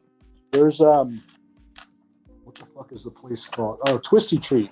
There's literally, I could almost walk to it. That's how close it is to my house. You got to go out of my neighborhood, but down a busy street. But that Twisty Treat has a drive-through, and you can fuck. It's like the thing with the big cone on it. It looks like it's from the 50s, but it's like legendary in this area. You ask anybody that lives here within a 10-mile radius, and like just make a left at the Twisty Treat and go. But it's like you get a mound of ice cream for like $4. That's It's like great. insane. So that's why people, and then it's got a drive-through and walk-up windows and benches outside. There's no indoors.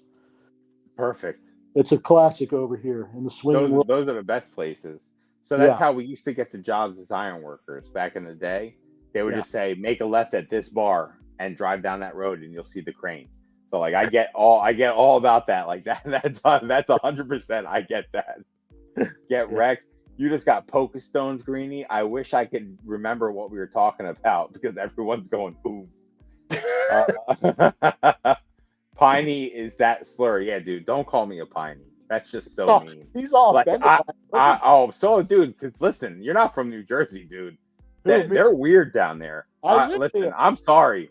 Northwest, Central Jersey, Pine Barren people that's a whole other breed of people, dude. I went to a bar there with my friend that I met a couple times that was in the Pinelands, and it was interesting. But I mean, I hung out there a little bit.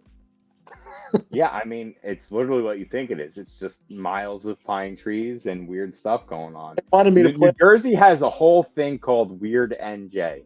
They wanted me to called play for softball team because the guy's like, and be the catcher because he's like, you're like a refrigerator with arms or something. I was like, dude, what the fuck are you talking about?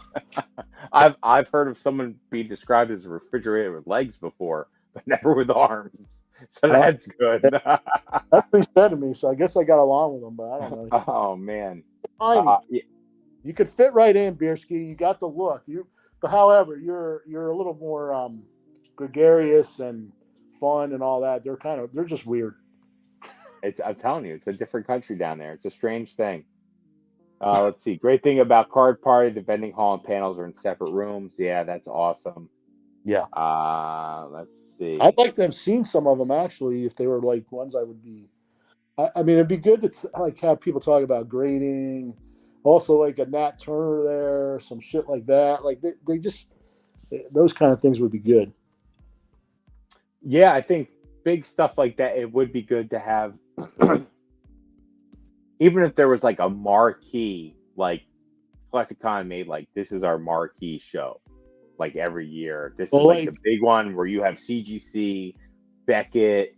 They like to go to the ones where they like CGC can do Florida easy because they're based here, and then California's mostly, but PSA's in Jersey now. I was going to add, going to let you know, you push them for shit in Jersey because they can grade right there next door. They're in Jersey. So I would love to do a like a tour of the Jersey PSA. Spot. And like do like a video on that and see if they would allow that.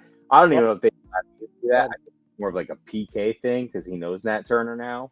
Done 2 interviews with him. Like, you don't have to go to California. Like, what's a New Jersey spot look like? Let's interview some graders. Let's do some stuff like that. I think that could be a whole thing. Like that. They don't want it. They don't want you filming. We don't have. You don't have to film, dude. Just maybe questions, questionnaire, something. Just something. Something crazy. They could totally vet everything. It'd just be cool to see like processes and like where they're grading, how they're grading, what tools they're using, and maybe have like Nat Turner narrate it or something. I don't know. Just throwing it out there. I like it. I like the idea of it. It'll be something cool. Let's see. On-site grading at National. Maybe PS can do Beckett does graded card review. Every show should have on-site grading start to finish by those guys. Yes, I agree. Once they start on-site PSA, Collecticon, we booming. I don't think it's that far away. I don't. I think it should be a thing that happens constantly now, moving forward. Exclusive promos, we get everyone to come. Oh, like a Collecticon promo. That would be awesome. Card Party would be my full year vending at events. Card Party was my first big show I ever vended myself. 1,000-yard stare for Rambo. Too good. He doesn't bite, but he's a madman. He'll jump on your face. We got Della TCG in here. What's going on, Della? It's nice seeing you. Unfortunately, I think we're about to wrap up. 2 hours and 11 minutes through. That's a good clip, man. You have any final things to say? Any parting words of wisdom for everyone? We barely hit on the controversial shit. So next time, I think that's a good thing. No, I just want to say, like, again, the community is fantastic in Pokemon. I had a blast in Orlando, even if I didn't get to talk to everybody in depth. Like I didn't talk to Larry much, but the few interactions I had were great. So hopefully I get to know everybody a little bit more from Card Party, those that are going there. Looking forward to that. And then, of course, Ponga and Beerski were the odd couple in my car for probably way too long. And they're fucking. They have like a similar but different sense of humor, so somehow it works. That's why I was calling them the odd couple, because you wouldn't put those two together. One's like a scientist and hard to read, and Beerski's like gregarious and outgoing with the long hair, and he's like 6 foot something. So it's just like a weird match that you wouldn't. That's great. But it works, and I laughed a lot. They laughed at me a lot, especially Ponga. I took Ponga's knee out of the elevator when I dumped pins over. Oh man, fun. On the escalator, you almost killed him. Escalator, I said elevator, yeah. So that was fun. A lot of good memories like that, little moments that you can't capture anywhere else. And thank God there was no video on that. So I did some fucked up stuff, but it was fun. And thank you for those who I don't know, but Ratchef, don't be shy if you see me at Card Party or a future Collecticon or any of that shit. I do try and get in and watch a lot of your videos and stuff for those of you that are YouTubers, but it's just kind of hit or miss for me depending on what I got going on. Some weeks are really crazy and some aren't. So, life happens when you're making plans, man. So I appreciate all of it, though, like just the camaraderie, being on your podcast, Beerski, you being my first. And I personally sort of kept a low profile, so I guess I'm out now. But appreciate you a lot, man. Everything. And picking you guys up, I literally was like, half a mile from the convention center, and that's where I was driving anyway. So like you're making it out like it was some humongous effort, but it really wasn't. So I don't want you. Well, I appreciate the thanks. I didn't go too far out of my way as you think. The bagels were a pain in the ass when I tipped them all over, but none of them hit the floor. The bag did, but for those of you that ate them, they weren't on the floor. But I think my thing fell over 3 times walking in through the convention center with Ponga and Beerski. So that was that was an incident. But yeah, I love the chat though. So don't be shy, and if I can do some future ones here and there, that'd be great. Willing to go on anybody's if they want me. Reach out. If you want to know about the Marvel shit and the Disney stuff and like how to grade them and what to look for and what to pay, I'm happy to help you there too. So just DM me.